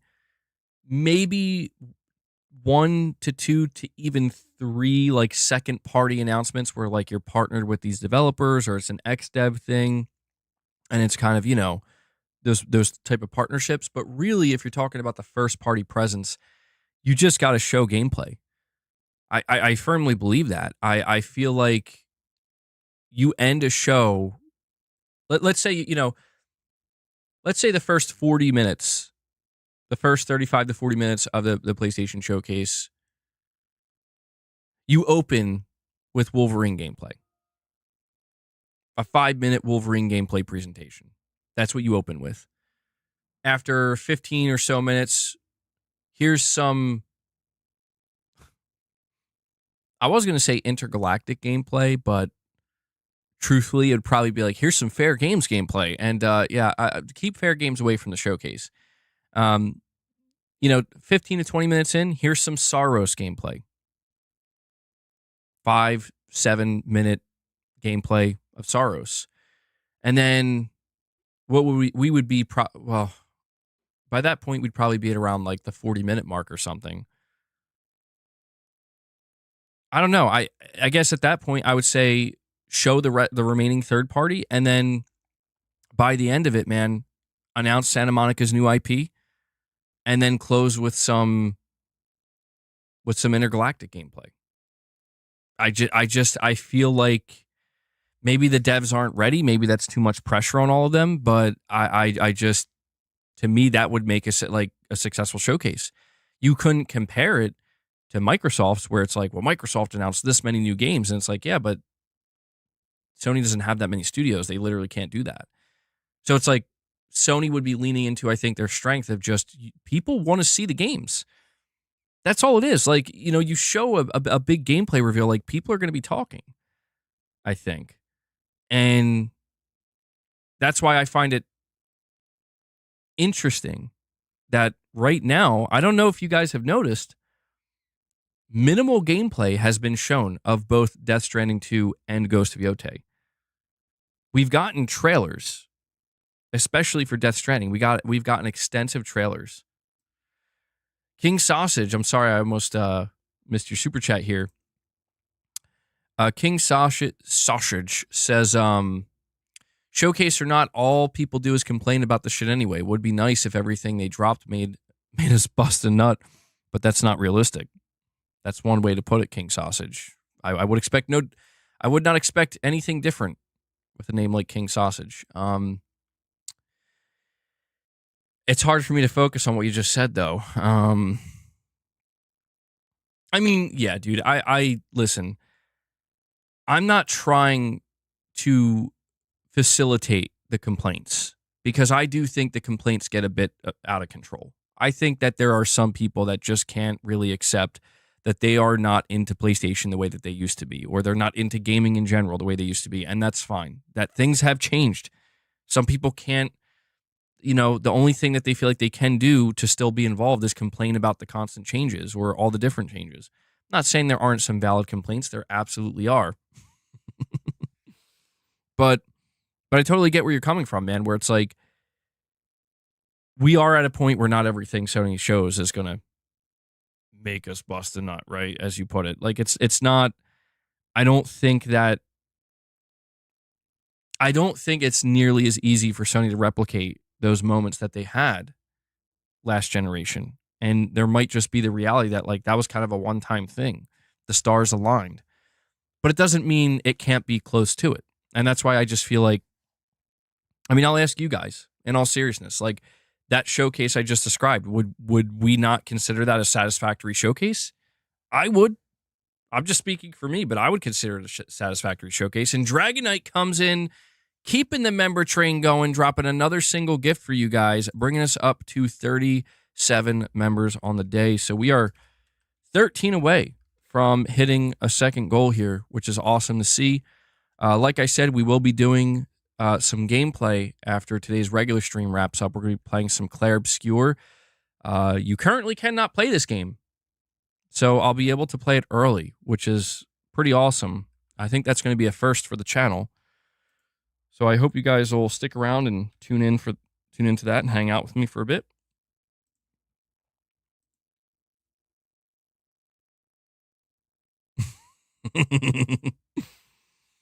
The Drum Man, bro. Did I speed run it already? No, I didn't speed run it. Unless you consider 40 hours speed running. I crunched it. I definitely did that. Corey says MBG showing off Jeepers. Bro said Jeepers. Okay. Corey, sometimes, even though you've been here a while, man, you still find ways to surprise me.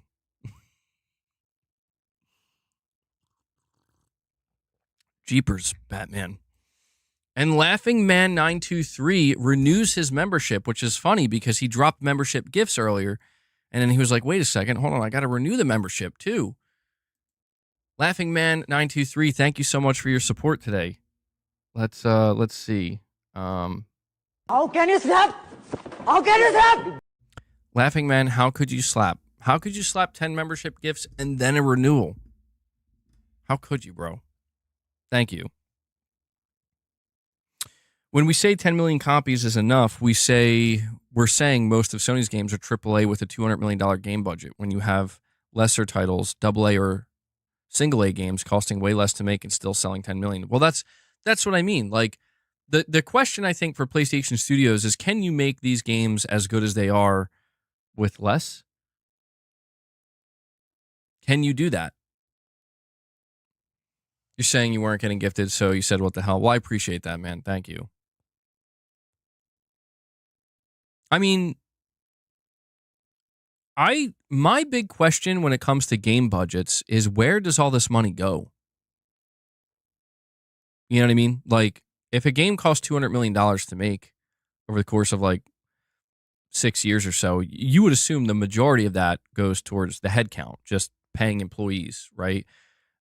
But I mean, other than that, is it like, does it go into the graphics? Like which part of that AAA game is it the labor of making very pretty graphics? Is that what it is? The refinement of it? So I guess really a better way to ask this question is, if Sony and their studios decided we need to spend less money on these games, but we want to have a similar outcome or the same outcome, what changes? Like what? Because something's clearly got to be sacrificed. What is it that's sacrificed? Because that's the thing. When I look at a game like Clair Obscur, the only thing that seems like it was maybe sacrificed is like truly cutting edge graphical fidelity. But it was made up for through the art style. So it's like, I don't know. Lux, you're saying Sony has shown us a lot already. Soros, Ghost of DI, Lesbian in Space, Kojima and Friends 2.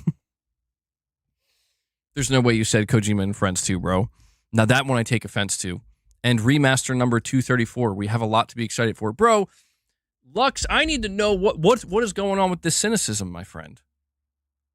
What's going on with the cynicism? And Stephen Cardinal comes in and drops 5 more membership gifts for you guys. Stephen Cardinal Music, dropping 5 more to bring us up to 43 on the day. That's just, that's just like your opinion, man. All right, Lux, that's just your opinion, man. Lesbians in Space. Oh, no. Oh, no. No way. You're already seeing an MBG. Ghost of Yotei barely looks better than Tsushima graphically. They didn't spend much on upgrading their engine to PS5 standards. I want to point something out, though, Tarnished. I want to point something out. When it comes to Ghost of Tsushima, apparently that game was made with under $70 million. Under $70 million. I think it was like $68 million. So I do wonder if maybe like,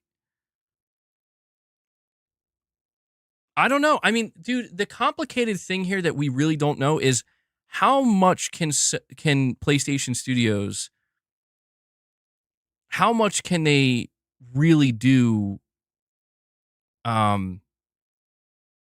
I guess there's a specific word. I can't remember the word. Is it autonomously? I think that's the word. But how much can they do on their own, like without Sony's control? Because the more I learn about PlayStation Studios, I'm not kidding when I tell you, it seems like Sony just kind of gives them as much rope as they want. Like, there's like no limit. Like, hey guys, if you want to make a $400 million game, go ahead, but you might be hanging yourself. So don't be surprised if you get shut down. Like, I don't know. Like Sony said okay to a God of War live service from Bluepoint. And it's like, why would you do that? Like, why would somebody not stop Bluepoint and be like, whoa, hold on, Bluepoint. That's a really fucking stupid idea, and you're going to destroy your studio. Don't do that. Instead, it just seems like they're like, oh, yeah, go ahead, man. Sure. Oh, what's that? It's not coming together, and it's a disaster train wreck, and we're forced to cancel it? Oh, no. Like, you do have to question if maybe Sony is too hands-off at this point. But maybe Sony's afraid that, like, if they get too hands-on, if they get too handsy, uh-oh. Some of their talent's going to start leaving. Because from Sony's perspective, I know that, like, listen, man, I know you say, like, Ghost of DEI, but the reality is, like, come on, man. I watched these 2 trailers. We're 2 trailers deep into Ghost of Yotei, and I have yet to see anything that makes me go, oh, man, like, this is going to be a woke game. I'm being serious. Like, I don't see anything. I think that there are some people that they see a female and they automatically, if you talk about the voice actress, and I've talked about this before, and I will say that's fine. I don't agree with that. Like, I'm able usually to separate the art from the artist, but it's like, if you are aware of the actress's political activism on her personal Twitter account and that makes it so you don't want to play this game, that's fine. I can respect that. Like, that's your choice. I will never do that because it's like, dude, this game looks awesome and it looks like Sucker Punch made another amazing game that I want to play. I'm not going to let something like that. Now, if it's like, well, we actually took inspiration from her Twitter account, then I'll be like, okay, we're going to have some serious problems. That's, you know what I mean? If it's something like that, like we let her advise our story and guide it based off of her opinions on her personal Twitter, I'd be like, okay, I'm not buying this game because that's crazy. You say like lesbian in space. I mean, we don't know that. All right, place your bets. Place your bets. Is the main character of Intergalactic straight?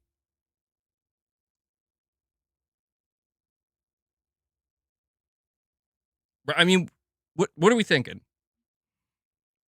How shocked would you be?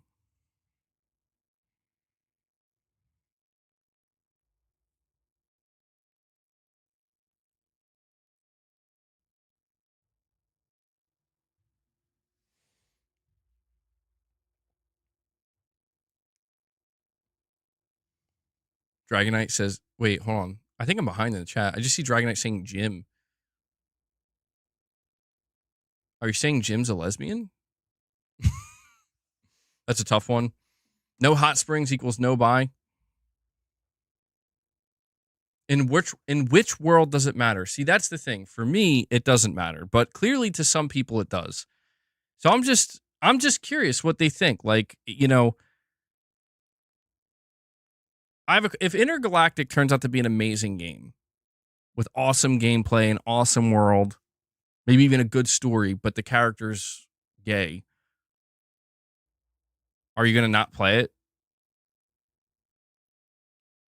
I mean, I think people get nervous because they're like, well, if they make the character gay, then they're gonna be pushing agendas on me, and it's like, well, not always. I mean, it's not always like that. I understand people's trepidation. There are definitely times where shit like that goes down, and it's like it just turns people off from it, and they're like, I don't want to. I'm not trying to be preached at. You know what I mean? Like, I just want to fucking play a good game. I don't know. Doesn't matter to me. It doesn't matter to me because they haven't said, like, I don't know. Like, can we call it lesbian in space? I don't know. Is it because she's bald? Kojima and Friends, come on, bro. You're right. I got to be honest. That one's on point. I can't deny. When you Kojima and Friends, that is pretty much Death Stranding 2. I mean, for God's sake, Jeff Keighley was in Death Stranding 1, man. Like, and it's cool. I like that, but yeah, there's definitely truth there. Herman Hulst was in Death Stranding 1 too. Oh shit. Do you think Mark Cerny is going to be in the sequel? Lux, you're saying it wouldn't matter what her sexual orientation is, but her whole character will be based around it. That's the problem. Just want to play games. Well, I that's what I mean, Lux. Like, I don't want the wrong things to take center stage. And when I say the wrong things, I just mean the things that are like have nothing to do with creating a compelling and enjoyable game with a good story that people gravitate towards and become something memorable. That's why I feel like, when you see the Ghost of Yotei trailers, again, I was there at the reveal of that game, and I witnessed in real time, like, people melting down.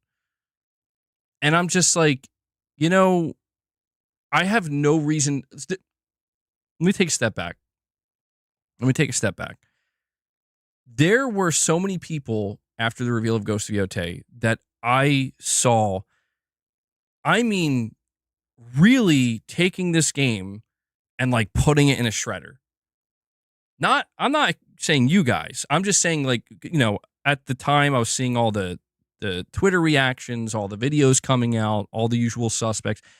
And the main justification, like I said, for doing that, first it was there's no Jin. They replaced Jin. Jin got cucked or whatever, whatever people were saying. I'm like, well, hold on. But then they're like, no, it gets worse. Look at her Twitter. And I'm like, all right. But if we just look at the trailer, does it look bad? Does it look like this trailer is trying to virtue signal right now? Does this trailer look woke to you? Whatever you would describe woke. And I feel like if people look at that and they're like, yes, I'm not trying to be rude or like attack people or fight with people, but it's just like, I think you might have to like take a break. Just a small break and reevaluate, because it's like, I don't understand what you're seeing. I think it becomes a lot of what you want to see. And that to me is when things start to get a bit concerning, where it's like, there are things that we witness where it's like, it's fairly obvious up front and in your face.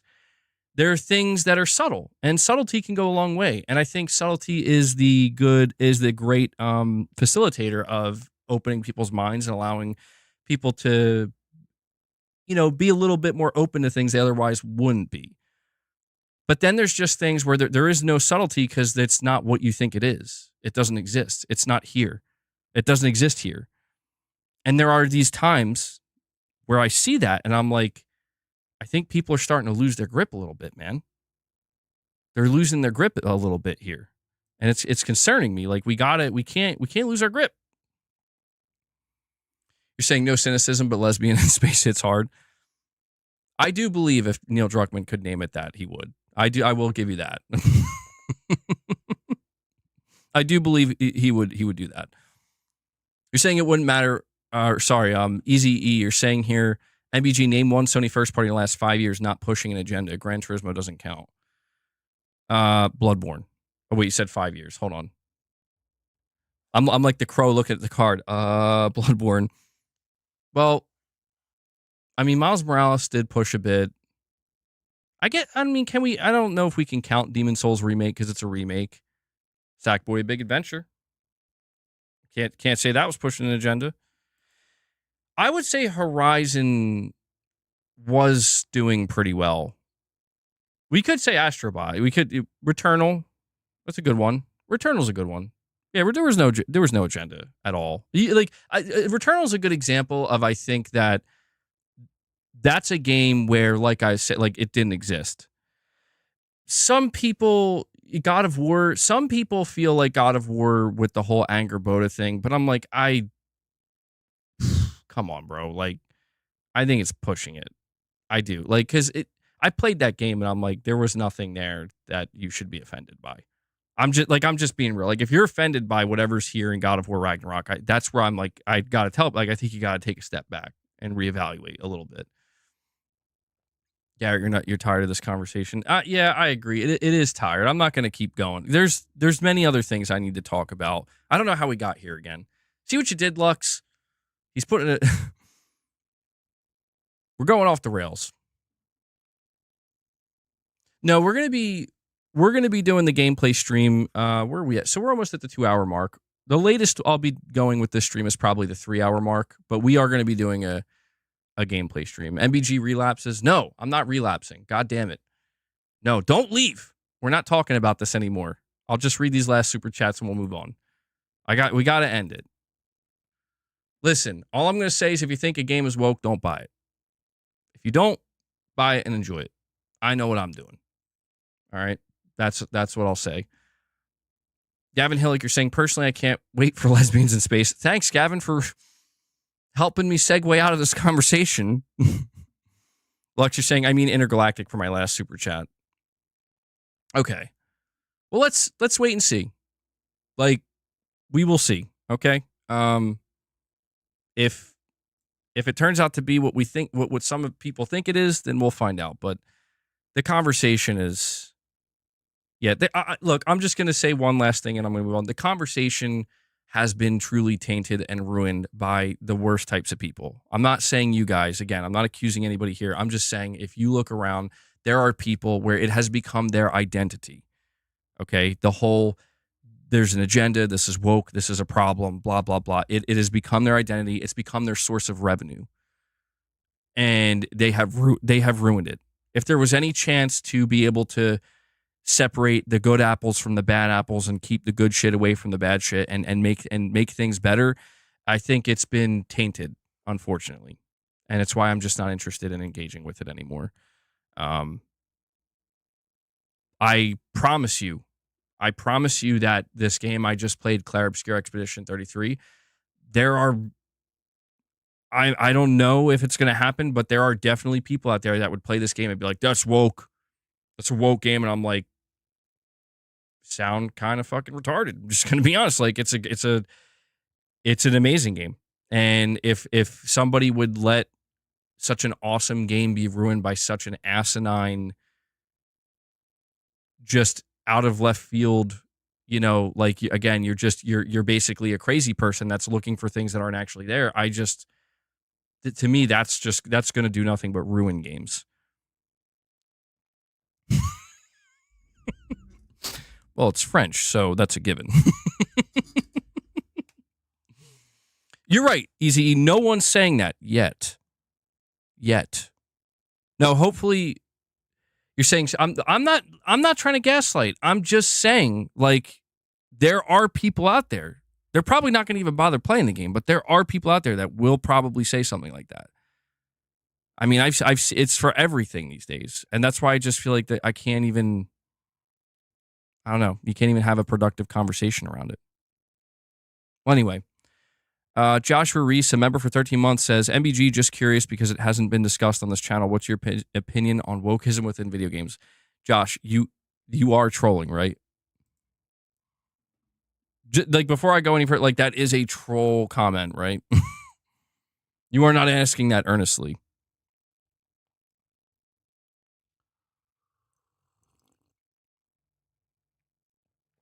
Marathon servers are full. Been waiting for about 30 minutes. Sad face. Shit. Damn, dude. Joshua Reese just saying hype. No, it's all good, man. It's all good.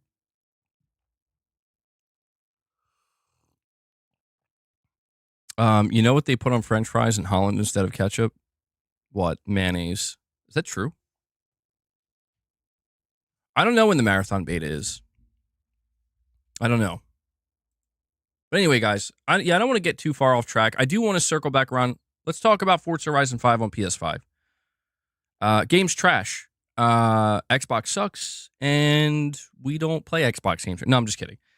Forza Horizon 5 is actually awesome.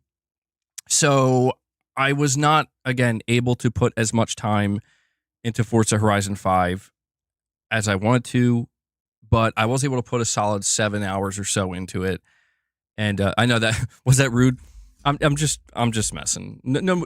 Everybody knows I'm just kidding, bro. Like I played Forza Horizon 4 on my Xbox and got every achievement. And the Forza Horizon franchise to me has always been kind of the pinnacle of like, okay, this is like the best thing that Xbox produces. And I think Playground Games is the best studio. And I feel like playing Forza Horizon 5 kind of reinforces that further. Whiskey Gaming, longtime member, Play as No Limits Plus for 50 months. Really appreciate that support, buddy. Saying, did you or anyone else play Lords of the Fallen? Got it for $20 with the 2.0 patch. Buddy and I are doing the co-op play. My first impressions are pretty good, but just started exploring the first area. I did play that game for a while. I fell off of it. I think I put about like 18 or so hours in it.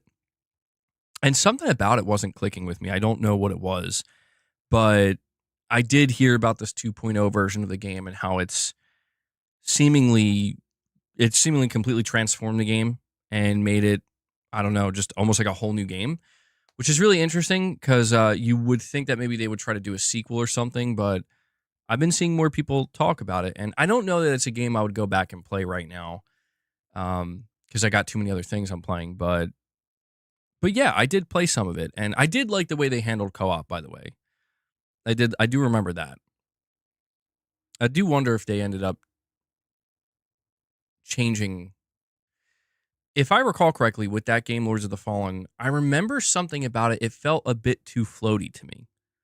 It's Temu Dark Souls.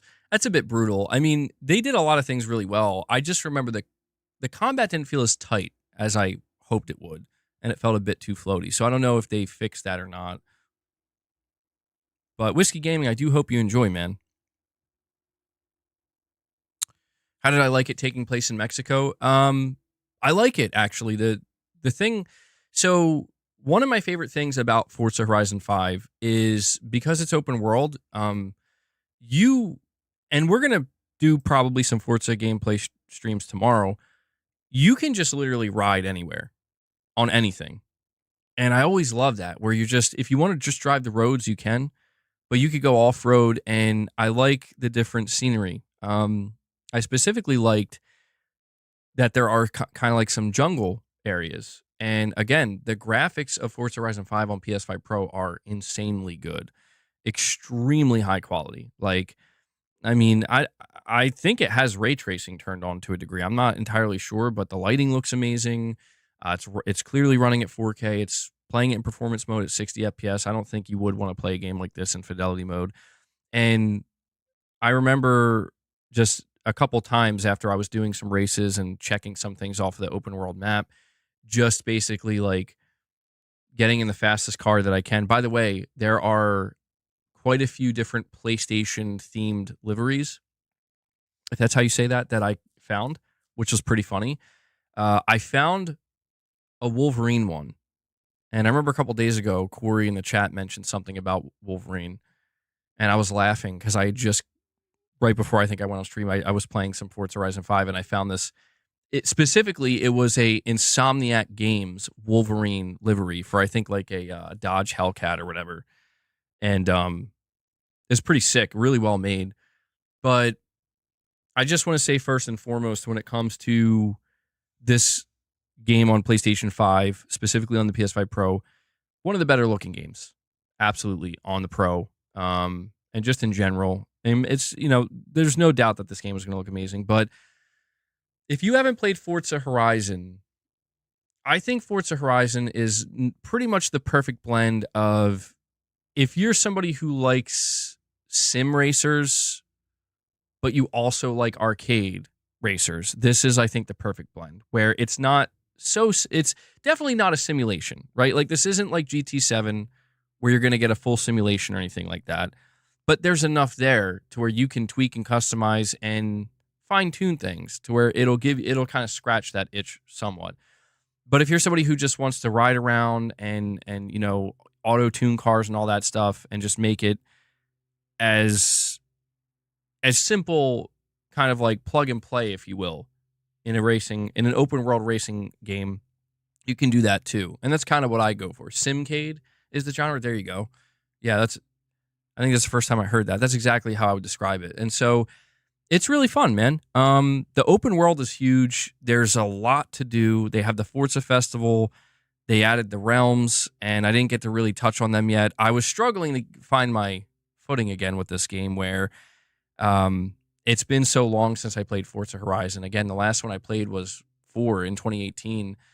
And I again, in that game, I did everything you could do, and I became really, really good at it. But that was the last time I played it, and so I'm kind of starting over again. I didn't play online yet.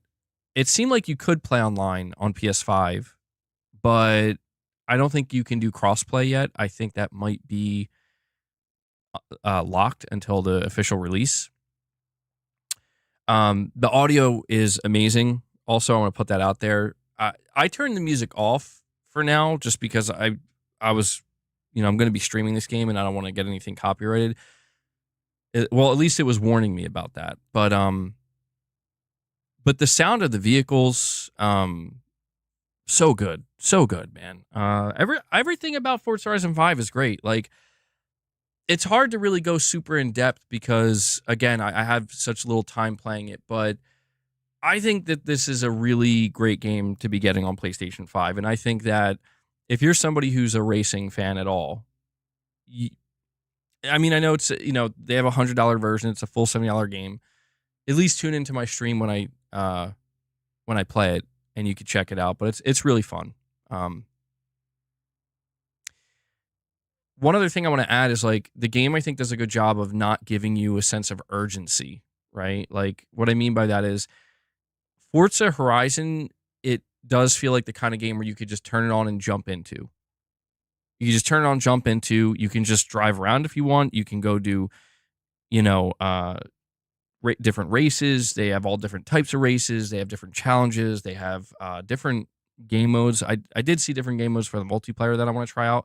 One of my friends who does play on Xbox has mastered Forza Horizon 5 and is super excited to play with me.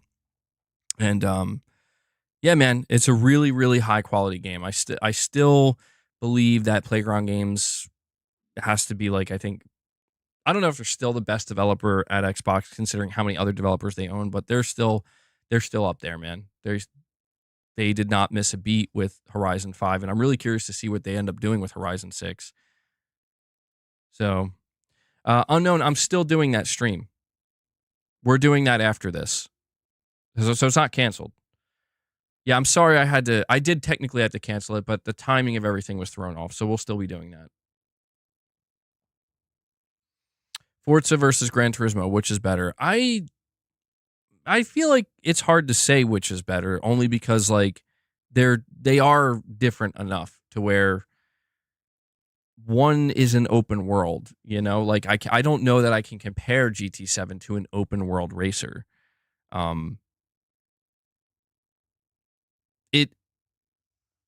I think they're both great. I honestly, I played Gran Turismo 7 for a little bit, and yeah, Gran Turismo 7 does not hide the fact that it's like, it's a sim. Like, it's a sim, it's a racer. That's what you're going to be doing. But I just think I gravitate more towards Forza Horizon. And it's interesting because it's like, I always wondered if Sony would try to make their own Forza Horizon, to kind of like branch out from GT7 and make like a more open type of game. I guess they don't have to now because Horizon's on PS5, but that's what I think is great is Horizon does fill in that gap. Motorstorm would be, yeah, maybe that's what they could do. Motorstorm would be cool to see come back.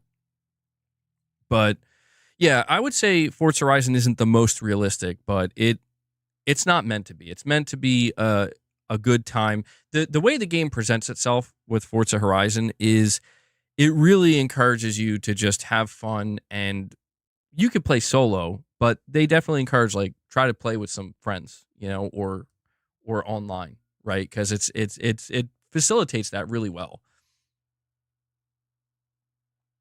But yeah, man, I don't know. I'm assuming I might have more to say about Forza Horizon as I play more of it, but it's just simple fun, man. At least that's what it's been for me. They do have a shit ton of trophies, though. And I do also want to add that I wasn't able to try the DLC yet. I did see the icon on the map. You can play the Hot Wheels DLC and whatnot, but I didn't get the chance to do that yet. I've just been kind of checking off races and the drivatars. I think that's what they call them, right? The drivatars or whatever, where it kind of the AI mimics other real players. Apparently when I was playing my first couple of races, I was doing too good. Like I was just easily, and I felt that way. I'm like, man, I'm getting first place too easily. And they're like, all right, time to increase the difficulty. I don't have to, but they encourage you to do it. So I did. And it kind of scales up with you and it tries to find that sweet spot. And I think that's where I am now, where ever since I did that, the races that I'm doing, I usually find myself in like fourth, fifth, or sixth place, and I have to really focus up to try to, slip past to get to third, second, and first, hopefully. And there have been a couple races, and I haven't played online yet, so this is just talking about the AI. There have been a couple of races where I definitely did not get first place, and I'm in like fifth or sixth or something. I also found myself feeling kind of embarrassed, even though nobody was watching. But like these times where I'm trying real hard to catch up, and it's like, oh, I'm about to miss the turn, and I break too late, and I'm smashing into the wall or smashing into other players, and oh, and there's one other thing. Hold on 1 second, guys.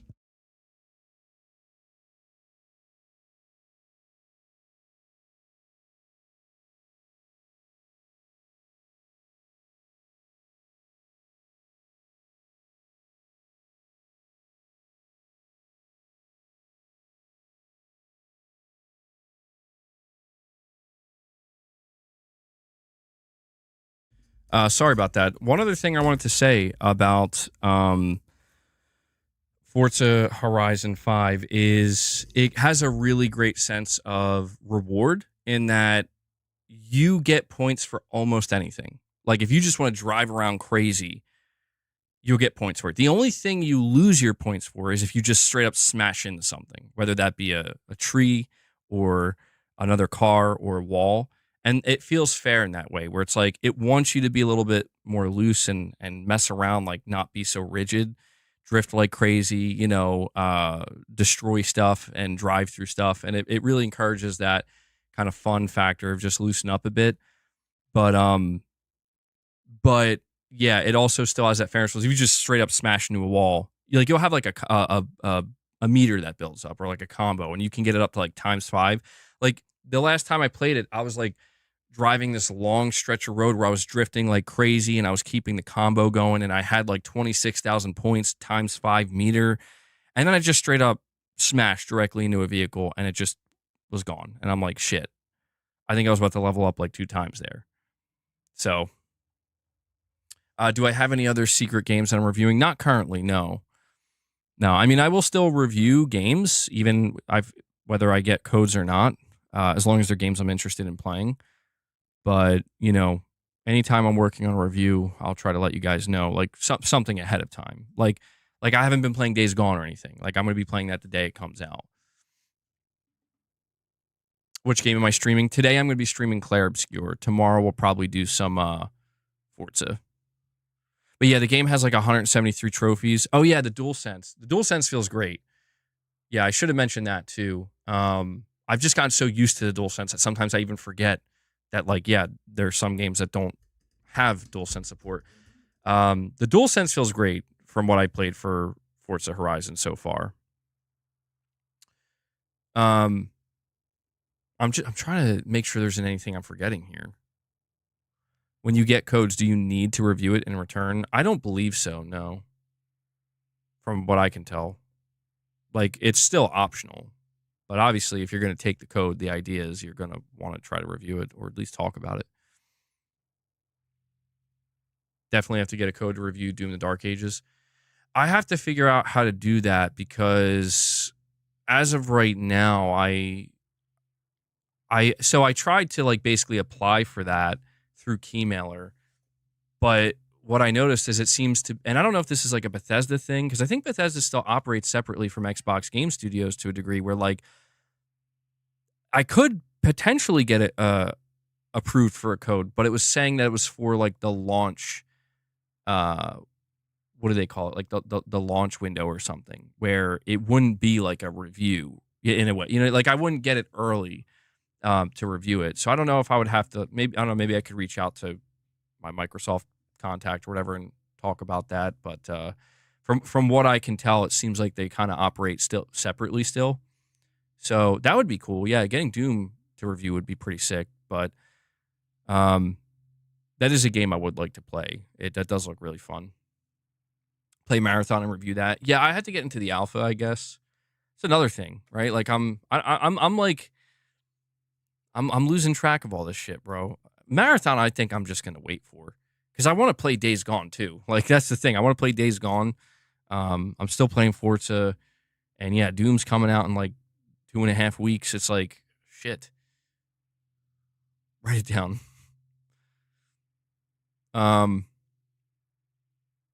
Is it digital only? If you're talking about Forza Horizon is digital only right now. Yeah. I don't know if they're going to do a physical release. I'm surprised they didn't do a physical print. I'm really surprised.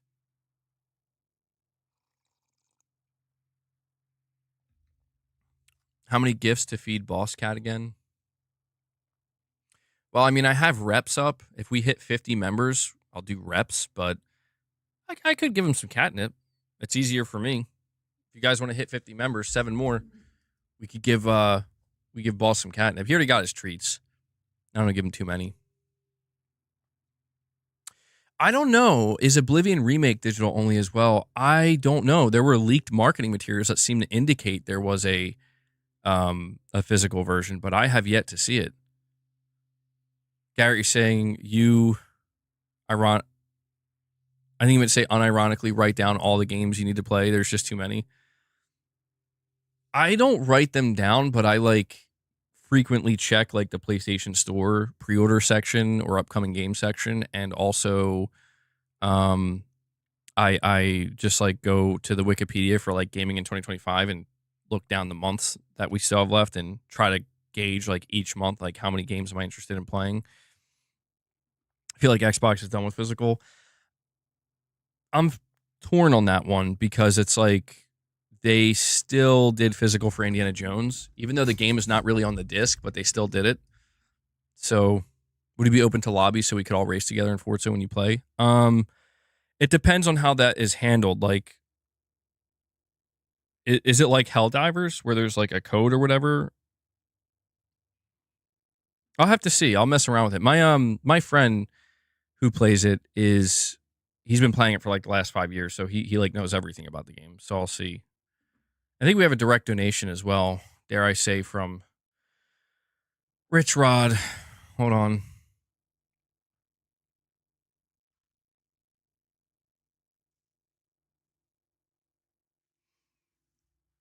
Rich, bro.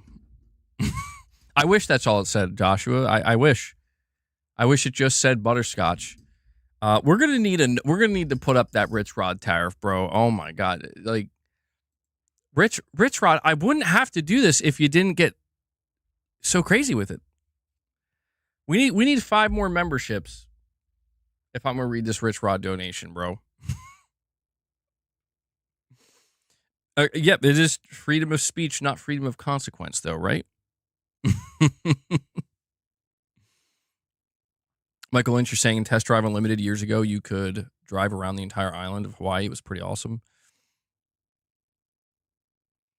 He just can't help himself. Clearly, he can't.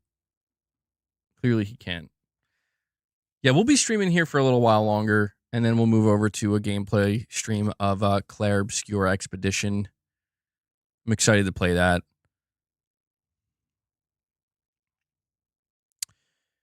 But yeah, man, overall, my thoughts on Forza Horizon 5. Really, really good game, dude. I think that this, in my opinion, this is the best game that Xbox has ported thus far over to PlayStation. I think it's a high watermark in a lot of ways. It is a specific type of game. It is a racing game. So if you're not into racing games, chances are you're not going to be into this. But yeah, man, it's a very high quality game, very well made. And like I said, a very good looking game on the PS5 Pro. It is open world. Yeah, it is open world. And and you're free to kind of do what you want, explore how you want. One of the things, I will say this too, one of the things I totally forgot that they have in the open world of Forza Horizon. No, Vinny, no, that actually really quick. I've never beaten. I don't believe so. I would have to think about it real hard, but off the top of my head, I don't think I've ever beaten a turn-based game in my life. I've played turn-based games. I don't think I've ever completed one. This might be the first. But when it comes to Forza Horizon 5, they add this thing in the open world. They're like these signs all scattered around there, and you get like XP for them. All you have to do is drive through them. That's all you have to do. But what they do is sometimes they put these signs in really difficult to reach places. Like, for example, there was this sign with 5,000 XP on it, where again, all I got to do is have my vehicle touch that sign, it'll destroy it, and I get the XP. But it was on top of a roof of like a one-story building. And so I'm like looking around, and there's like, I'm like, there's got to be a ramp somewhere. And then it started to come back to me again, where it's like, well, you played Forza Horizon before, and it's not that simple. It's not that easy. You have to get creative with it. So you have to look around your environment and find some kind of geography or whatever, where like, okay, I'm pretty sure if I come at this like little bump here at this angle, I'll get just enough air to like roll on the top of that roof or whatever and hit that sign. And I was messing around with it for quite a bit, and I could not fit. Like, I was like, I can't figure out how to hit this sign. So I might have to, I'm going to have to come back to it. But they definitely set up to where it's like there's a specific angle you have to come from, where if you come at it, it's not, no, it's not. That's the thing. It's not like the GTA 5 stunt jumps. They make it so you have to just basically experiment and start like driving from all different angles and just see like where you. So like I kept driving from this one angle where it was like this big hill, almost like completely vertically on top of the building, and I'm like, if I just go up this hill at enough speed, I'll just hopefully go straight down. And it just wasn't working. The physics were not physicking. Like, it wasn't adding up. However, in Forza Horizon 5, they do have something else where, yeah, and sometimes you need a car that can go beyond 200 miles per hour. You can't run people over. No, there aren't people you can run over. This isn't GTA. They have other challenges where they are like distance challenges. And these to me are the like most addicting, where they put it in certain areas where it is kind of like the GTA 5 stunt jumps. So the one that I did was on top of this big ass mountain, and you just have to get the fastest vehicle you can and just floor it, bro. And you got to try to, they rank you by stars, 1 star, 2 star, 3 star. You have to go the furthest distance that they require you to hit 3 stars, which is like 1,600 feet or something. And you launch and you're flying in the air and it's counting the feet, and you're like, come on, like hit that mark. And it's pretty, those little challenges and stuff like that are actually pretty addicting, and they're scattered all throughout the world. And it also gives you a greater appreciation for the terrain. So this is what I mean. Like, they're pros, man. They know what they're doing. Rich Rod's begging you guys. He says, help me. We need 5 memberships. We need 5 memberships. Predator Badlands trailer's out.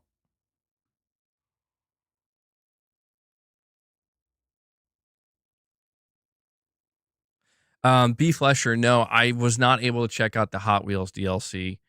I've heard really, really good things about it, but I have not actually gotten the chance to play it. So there might be like, I mean, there is way more to this game. There's, what I can tell you based off of what I'm seeing is, if you do decide to buy Forza Horizon 5 on PS5, there's a lot of content there, dude. Like, a lot. There's a lot of meat on that bone. And I felt a bit overwhelmed, you know, like when I booted it up, and I'm like, geez, there's a lot here. And I was looking at the trophies, and I'm like, there's like 175 trophies. Like, this is, wow. Like, this is kind of crazy. All right. Let me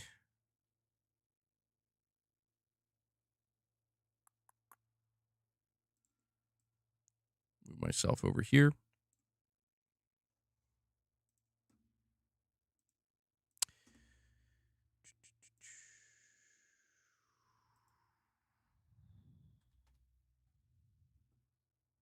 Hold on 1 second, guys. Oh, by the way, they brought back the themes. Forza Horizon 5 launch trailer uploaded by PlayStation. So crazy to see that. They brought back the The PS1, 2, 3, and 4 classic themes for PS5, by the way. Sony did announce that today.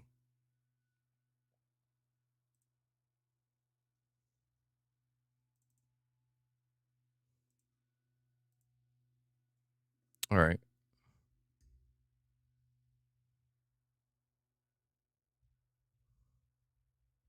Hold on, guys. Hold on. Oh, wait, hold on. It's not supposed to take up the whole screen. All right, let's check out the Ghost of Yotei trailer here.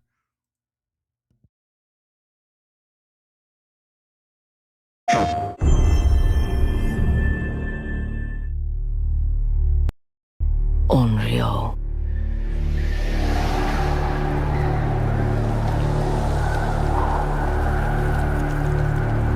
A wandering spirit seeking vengeance.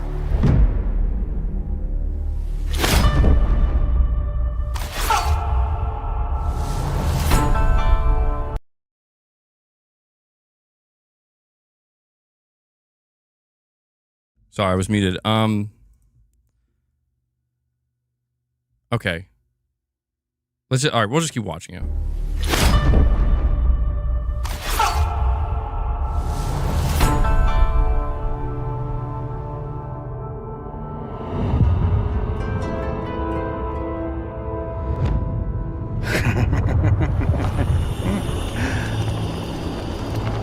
Who are you?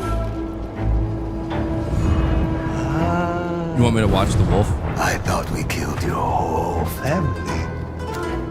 The snake.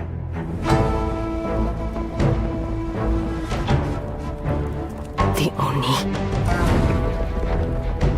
The Kitsune.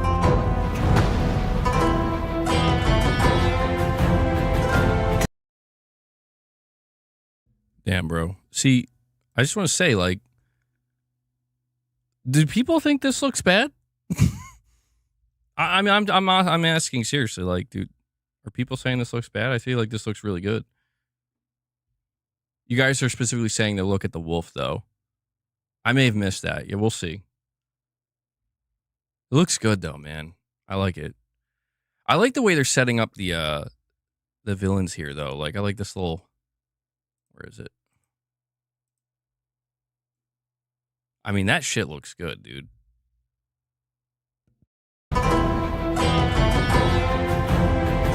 The spider. The dragon. Lord. Saito. What are we going to do with this one, Saito? I'm sorry. It came to this, little wolf.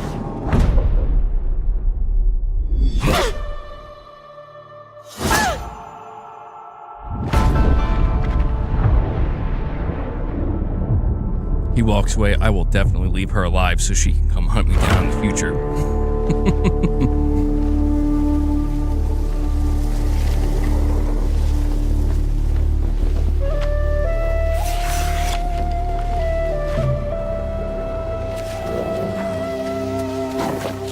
Situ Rainu.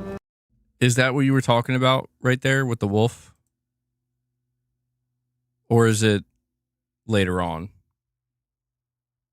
Looks very good, but you don't really see a massive graphical jump like Horizon. I mean, I can agree with that. I'm not seeing I don't think this looks like a game that like couldn't run on PS4. Like, I don't think anybody would disagree with that, but it doesn't look. It still looks very good. You know, like I think people might be getting. This is where I think people might be getting a bit too nitpicky. Where it's like, I don't know, man. If the first thing you're thinking after watching this trailer is like, but what about the graphics? Like, you know, it's like, what? Situ Rainu. Why do you always call me that? It means one who is easily lost in the hunt. I mean, what the fuck, bro? That looks really good. I mean, come on, that looks really good, man.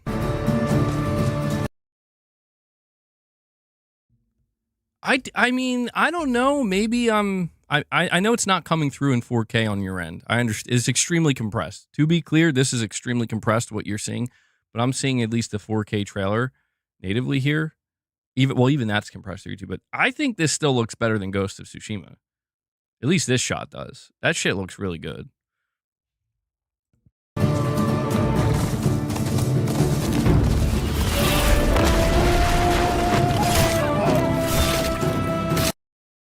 Okay, so this here is what's getting me excited.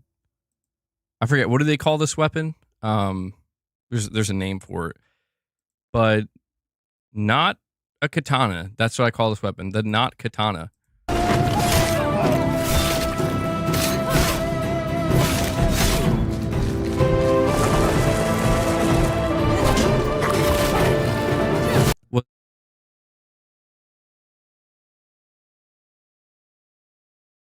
What was this? The wolf part you guys were talking about?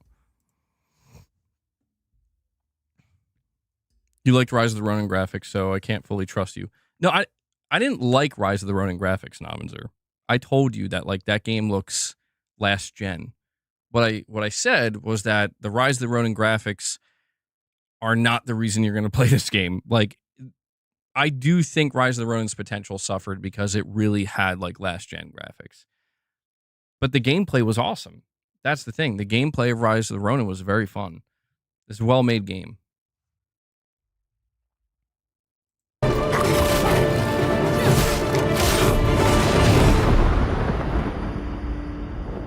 Let's take...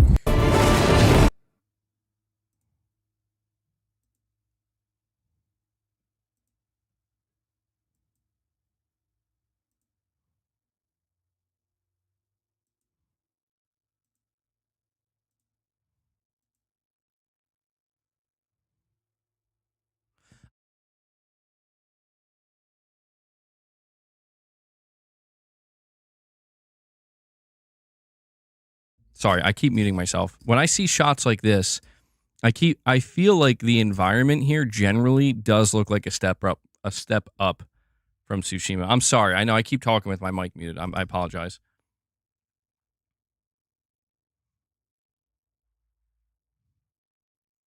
Do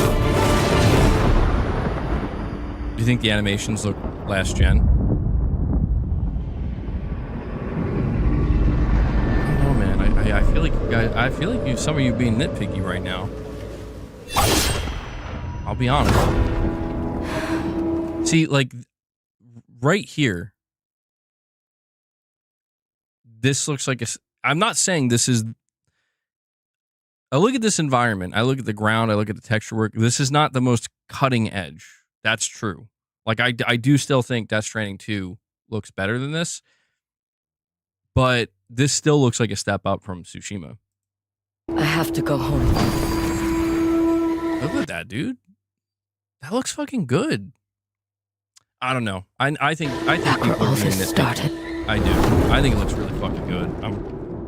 I don't know. Maybe I'm fanboying out right now, but I think it looks fucking awesome. I'll be honest. I think it looks awesome. I can't wait. I thought that was a really well done trailer though. Well made. Time travel. Yeah, so they're like teasing this mechanic where you know how like you went back in time not back in time, but like flashbacks to like Jin in his childhood. They're gonna implement that again here, which is cool.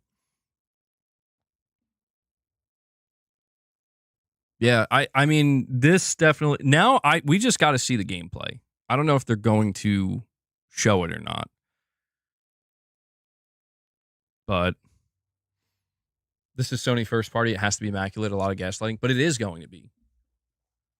Like, all right, so Ghost of Tsushima, when it came out, it launched a month after The Last of Us Part 2. Now, I don't think this is a controversial take. The Last of Us Part 2, graphically, like visually speaking, was on a level well above. Not I want to say well above, but a level above, certainly, like demonstrably, Ghost of Tsushima. Right? Like the graphical fidelity and even That's even like the texture work and stuff like that. In The Last of Us Part 2 is above Ghost of Tsushima, yet it didn't. I mean, sure, you maybe can't compare them in terms of critical reception, but people love Ghost of Tsushima just as much, if not even more, than Last of Us Part 2. And I just think that it's, again, man, like, if anything, Ghost of Yotei might prove that, once again, gameplay is always king. But I think it looks amazing. Like, that's my opinion of it, but I don't know.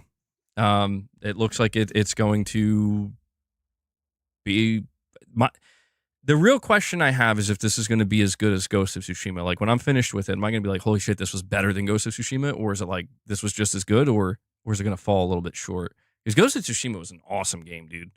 I love that game. Ghost of Tsushima won the Game Award for art direction. Yeah, well, that's what I mean. Like, I feel like Sucker Punch probably feels like art direction, art style, color palette, these things I think they had a huge impact on the way people perceived Ghost of Tsushima, and I think they're doubling and tripling down on that in this game. But I do think visually it does look like a step up from Tsushima. I can't wait, man. Yeah, I can't wait. I'm glad we got a release date. I was thinking it was going to be like July or August, but I'll take October 2nd, man. We're not that far away. We still got time, but all right. Let me hold on. Let me move this back. Music's great too, as well, in that trailer. Let's see what some of the comments are saying. Survive till October 2nd. Did not expect a random trailer. Holy. The cloth she wears on her left arm is a list of her targets, and after killing a target, she wipes the blood on its name before sheathing her katana. The devs are cooking. It's rare to have a trailer like this without a state of play. This is what people want, a single-player game. A trailer and a release date. Oh, my best way to start my day. Ghost of Tsushima is one of my all-time favorite games. Could not be more excited for this. I started Ghost of Tsushima 2 weeks ago, and I can't get enough. Excited for this too. This year just keeps getting better and better. Well, yeah, dude. I'm happy to see that the hype levels have returned, man, for this game, and I'm really happy to see that. I was a little bit worried that this game was going to be caught up in some bullshit, but I had a strong feeling that once Sucker Punch decided to show more of the game and just reveal more of it, I think it's going to win people over, and it seems like that's what's happening. So,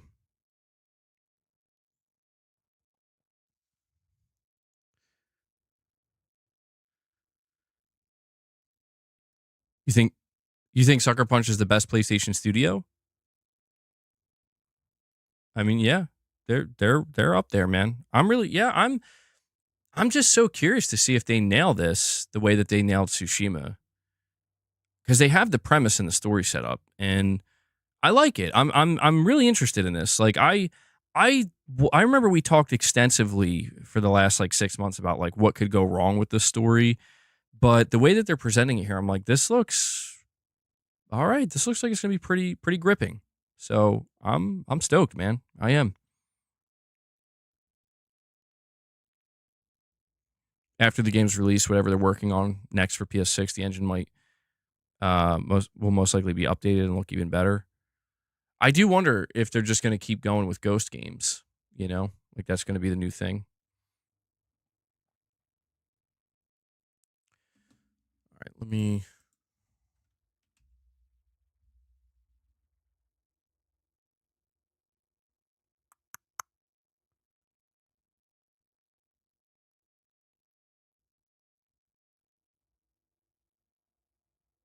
All right. And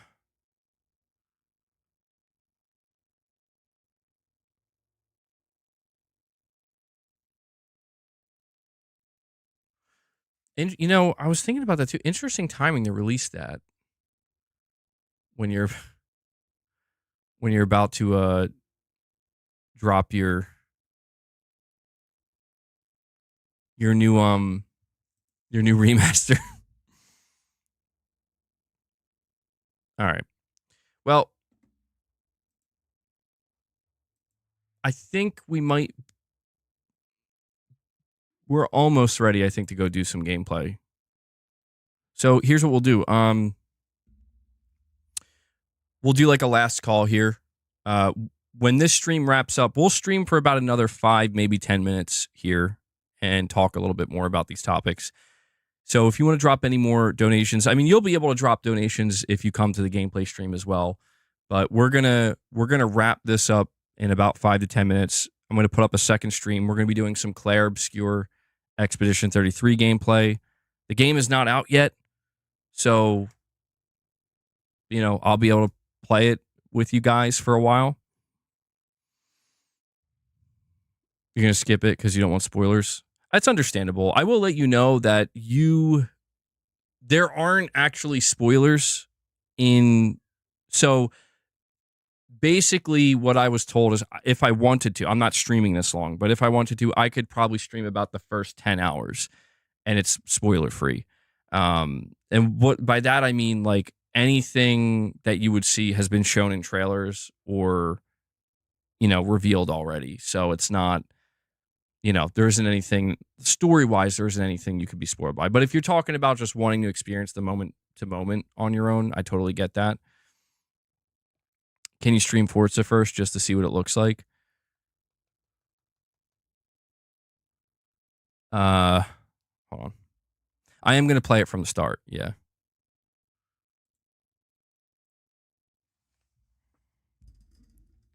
Somebody dropped 7 memberships right now so we can hit 50, and I'll boot up Forza for just a minute right now.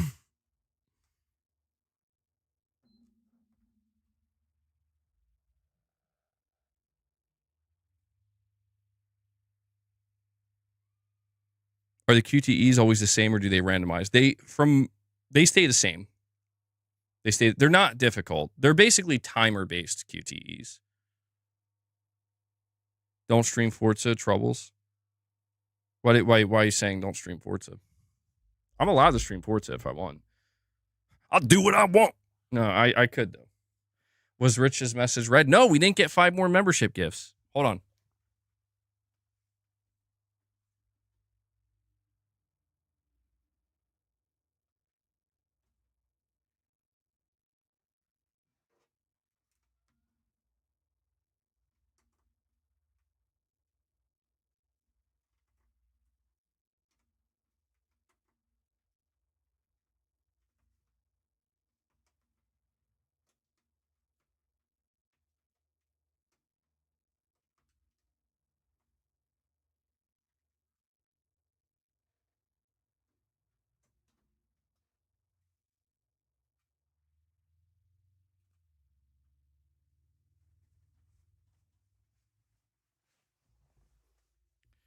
All right, hold on. Oh my God, why does my voice sound like that? Jesus. Hold on.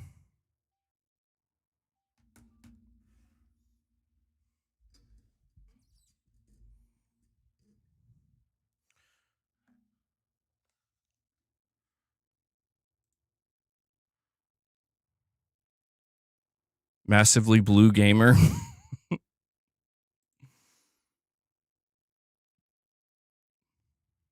All right, come on, guys. I told you we got it. We got to hit those. We got to hit 50, and we'll boot up Horizon right now, and then we'll do Claire Obscure. I need the money, Smurf.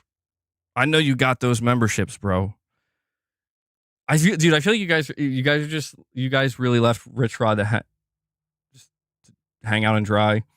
I get it. Rich Rod was his volatile ass comments.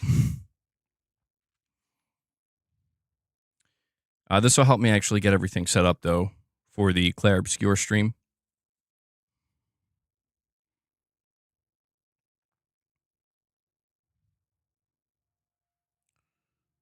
Let me see here.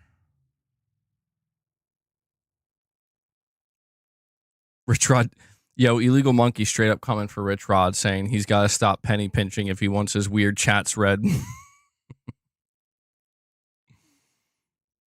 It's more incentive not to donate. All right, we'll do it the other way around then. We'll do it the other way around. I want to see if this works, though. All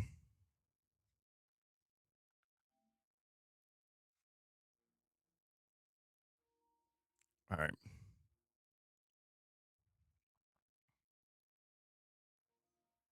Apparently, Indiana Jones is updating. Let's see. Oh, hold on. I'm not here, though. Wait, why am I not here?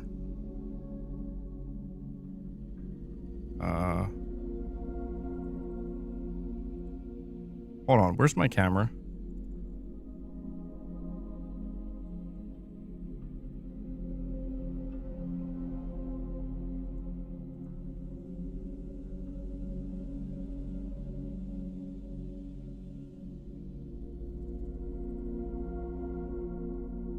Hold on. What? You're saying doxed? It's just my PS5 home screen. I know I'm 2 plats away. Why? Where's my camera? Damn it! I'm getting annoyed. Oh, okay. Hold on. There we go. All right, my bad. Am I catching up to you?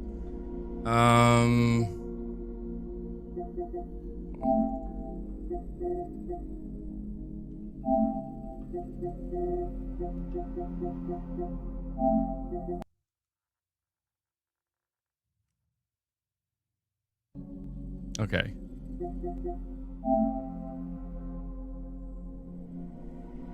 Holy shit, that's bright. Oh my god. Rich Rod tariffs need to go. Well, Gaming Survivor, you know, you could help him out too.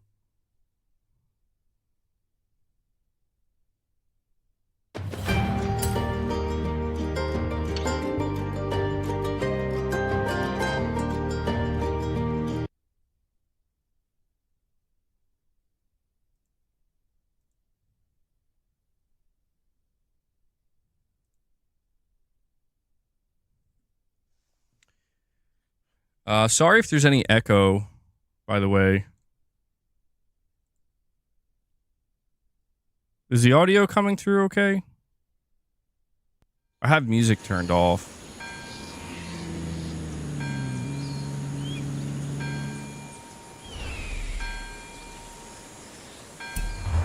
Welcome back, John. You guys like my license plate?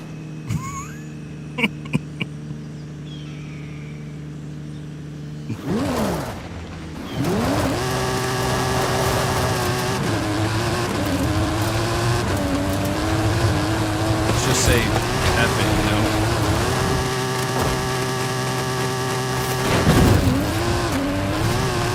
I don't know how good it looks on your end. I think it's only comes through 1080p.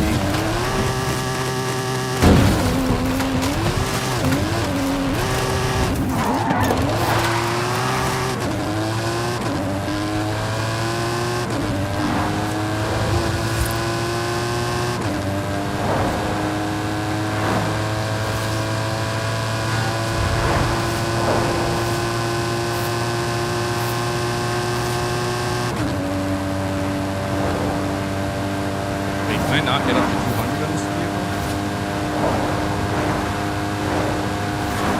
Good, dude. The max out. I'm on the wrong side of the road. I don't give a shit.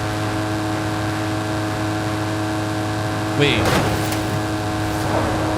I can't get up to 200. Damn.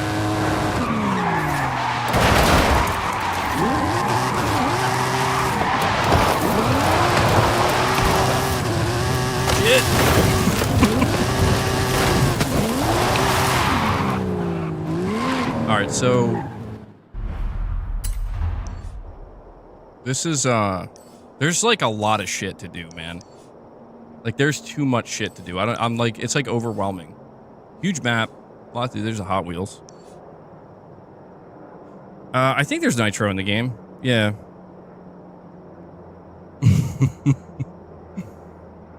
MBG, revoke your license plate.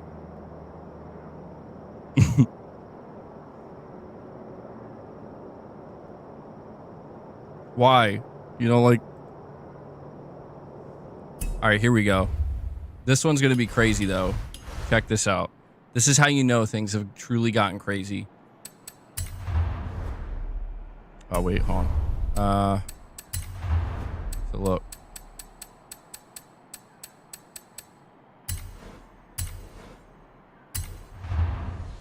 You wish there was physical?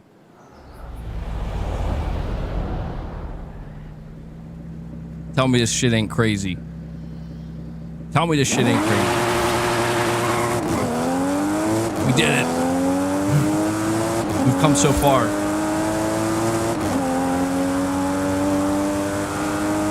Although I did not upgrade this vehicle at all, so like I can't really do much of it.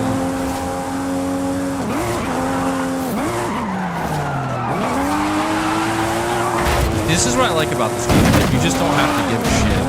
You just do whatever you want. I'm not doing anything yet, though. Like,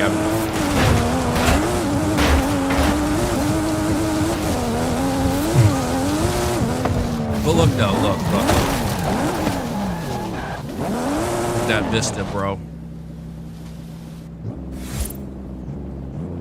Hold on.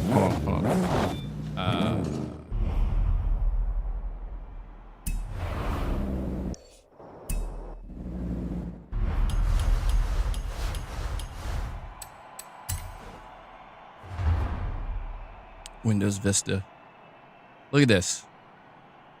Bro, look at this. Look at it.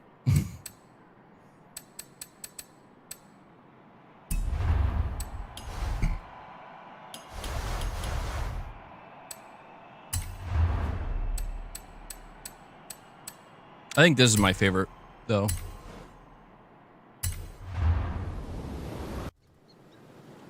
No, I'm sure they have Xbox cars, yeah.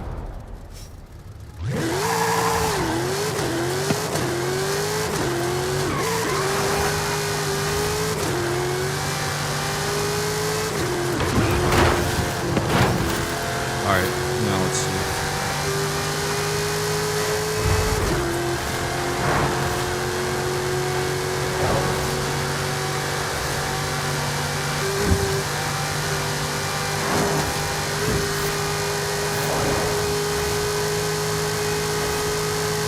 Alright, so I actually don't want to lose this.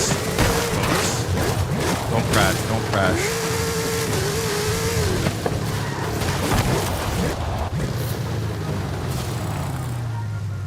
We try to do a race.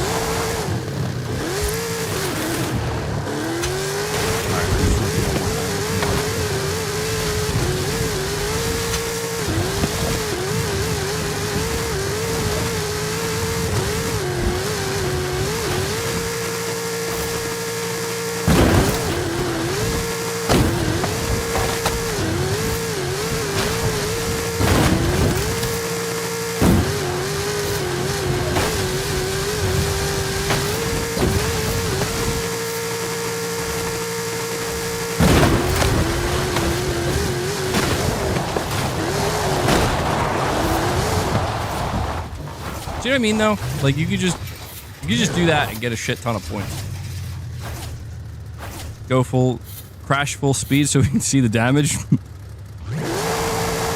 hold on. Hey, cut it out! You're gonna break the skill computer. Damn, see, look at that. Come on, break the skill computer, I dare you! Hey, John. Oh, what's going on right now? I have blueprints for a bunch of new adventures, and you have decisions to make.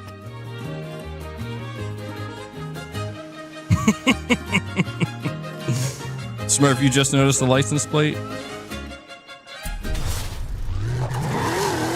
Oh, wait, hold on, I got...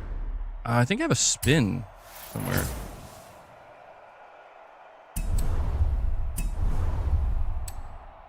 Where do I find my spin? You could, like, spin the wheel or whatever. Wheel spins, here we go. Let's go. Give me something good. Okay, that's not very good. I could have got 100,000 points. I got 5,000. We're going to be doing Expedition 33 in just a couple minutes. People were just asking me to show them Forza. What it looks like.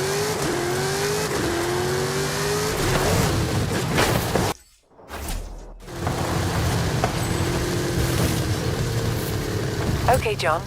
I have disabled head-to-head for you. Wait. Oops, I didn't mean to do that. Alright, I'll do a random ass race, I guess. And Smurf for the win comes in and drops 10 membership gifts. I knew he had it. I knew he was gonna do it. He did it. He did it for the triple anus. I know that's why you did it, Smurf. Thank you so much, man. That's awesome. He drops 10 membership gifts for you guys and brings us up to 53 on the day. I'll update that when we're done here. In 200 yards. I'll do one race and then we'll move over to a separate stream to do Player Expedition, alright? That deserves some gifts. And yes, it was. Oh, shit. Thank you. I do appreciate that. See, I think this part right here looks pretty sick, dude. Like just driving in the jungle. The lighting's really good. I like that. Read your direct donation. Hold on, did you drop a direct donation? Sorry, it didn't pop up.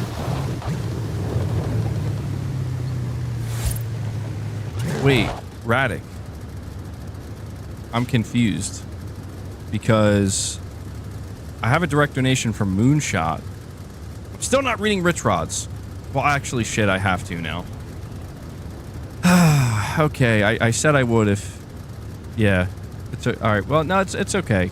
I gotta stay true to my word. Rich Rod says, Xbox is king. You are so filthy. I want to put your mother in the gulag for the sin she committed in birthing you. And tell your BF dolt to stop cheating on you. Thanks for that, Rich Rod. I really appreciate it, man. Moonshot says, crazy how the Expedition 33 game had a team of 30 and Kingdom Come Deliverance, which is Warhorse Studio, AA, 40 million budget, yet they are clapping most AAA publishers right now with masterpieces. Exactly. They're paving the way for a new future. In 200 yards. I know. Turn right. I know. Oh, shit. I know, man. Rich Rod, at some point, bro, I'm not going to be able to keep reading this. I don't want to read it. I'm just being honest. Rich Rod, I know you're normal. Turn sharp right. I know you're a normal person. Hey, I've seen it. I know you're normal. We don't have to keep being weird. Is it a good game? The war's over, Rich Rod. Rich Rod's still on the island, bro. He's in the tree. Oh, I didn't come to the beach yet. Yeah, Forza Horizon 5 is a good game. You have arrived at your destination. Alright, where's my destination? Alright, I don't know. I may really... Is this circuit? I don't know if this is a long one. Go for it. So I'm just going against AI right now. Recommended? Yeah, no thanks. I'm gonna go with this. I may totally fuck up, but... How's the volume, by the way? Thank you. Do I have damage turned off and lots of assists on? Not that I'm aware of. I didn't mess with any of the settings. No. So I don't know. I'm just playing at the base settings. I'm not...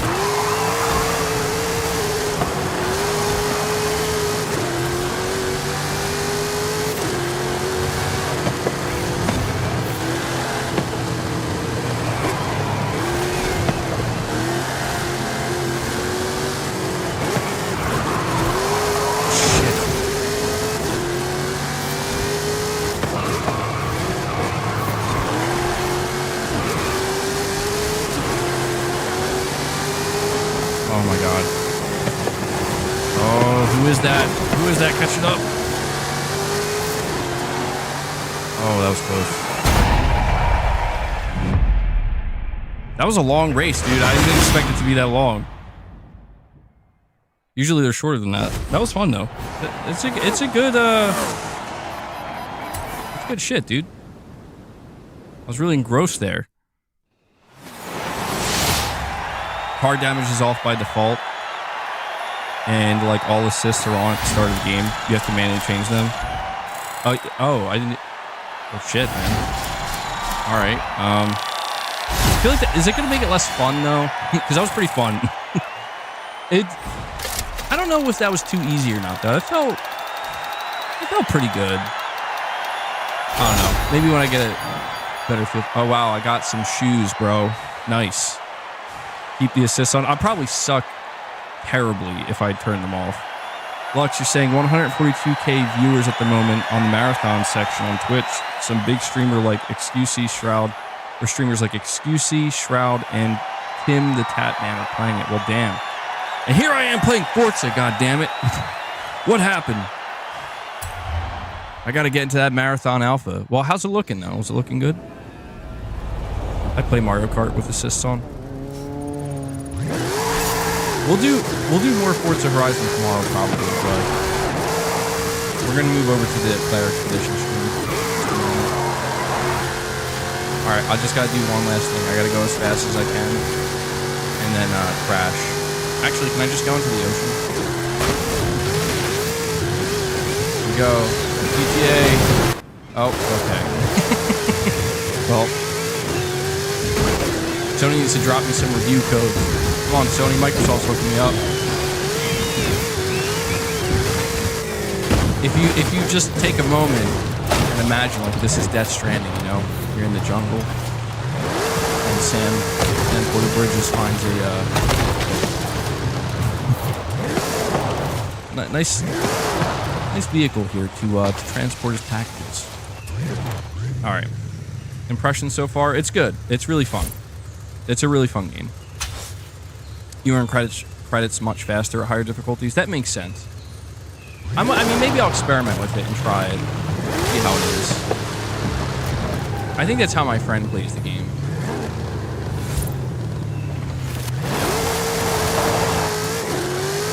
See, that's what I like about this game, though, man. This game is fun to just jump in and drive it, honestly.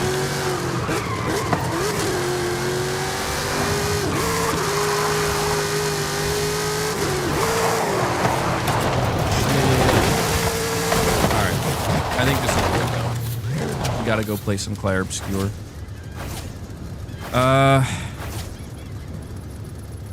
Alright.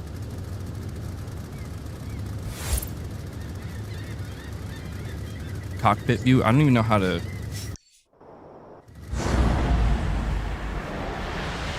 Oh, wait, yeah, guys, I forgot. They do have this feature where it's called the rewind feature, where, like, if you really mess up, like, you're just, like... You hold triangle. And you just... It's pretty cool. It's helpful. Especially if you're doing, like, challenges. Like I was telling you guys, they have, why can't I find any of them? What are they turned off? You have, like, speed trap challenges. Trailblazer start gate. Here we go. A danger sign. That's what they're called, danger signs. These ones are the fun ones. Oh, right bumper. Cockpit. I never play in cockpit though. That's the thing. Lux, you're saying sadly Sony doesn't give an F about smaller creators. Come on, Sony. Help me out. Meet the cheater. No, hang tight, dude. You're gonna get a notification in just a minute. I'm going live with some Claire Expedition. Once I'm ending the stream in about 2 minutes, and then we'll go live there. Cockpit view looks pretty sick. Yeah. Who you calling small? Yeah, but guys, that's going to wrap it up for today's stream. I think we had some good conversations. Got a little bit gameplay in here at the end. Microsoft cares about me more than Sony. No, it's a good game though, man. I think if you like racing games, Forza Horizon 5, if you're not somebody, if you're totally into sim racers, you might not enjoy Forza Horizon 5 as much. But if you are open to a more arcade style and open world, and you can make it more difficult, apparently, it's very good, very fun. But guys, I'm going to be booting up a second stream within a minute or two of this one ending, and we're going to be doing some Claire Obscure Expedition 33 gameplay. So I really hope to see you guys over there. And I want to give a big shout out to everybody who showed support today. We ended at 53 members. You guys can keep that going if you want when we go over to the second stream. So thank you so much for that. And to anybody who dropped a super chat, direct donations, really, really appreciate everything you guys do for the channel. I'm only able to do this because you make it possible. And I'm very grateful for that. So, all right. Hit the like button on your way out, and I hope to see you guys in just a couple of minutes over on the Claire Obscure stream.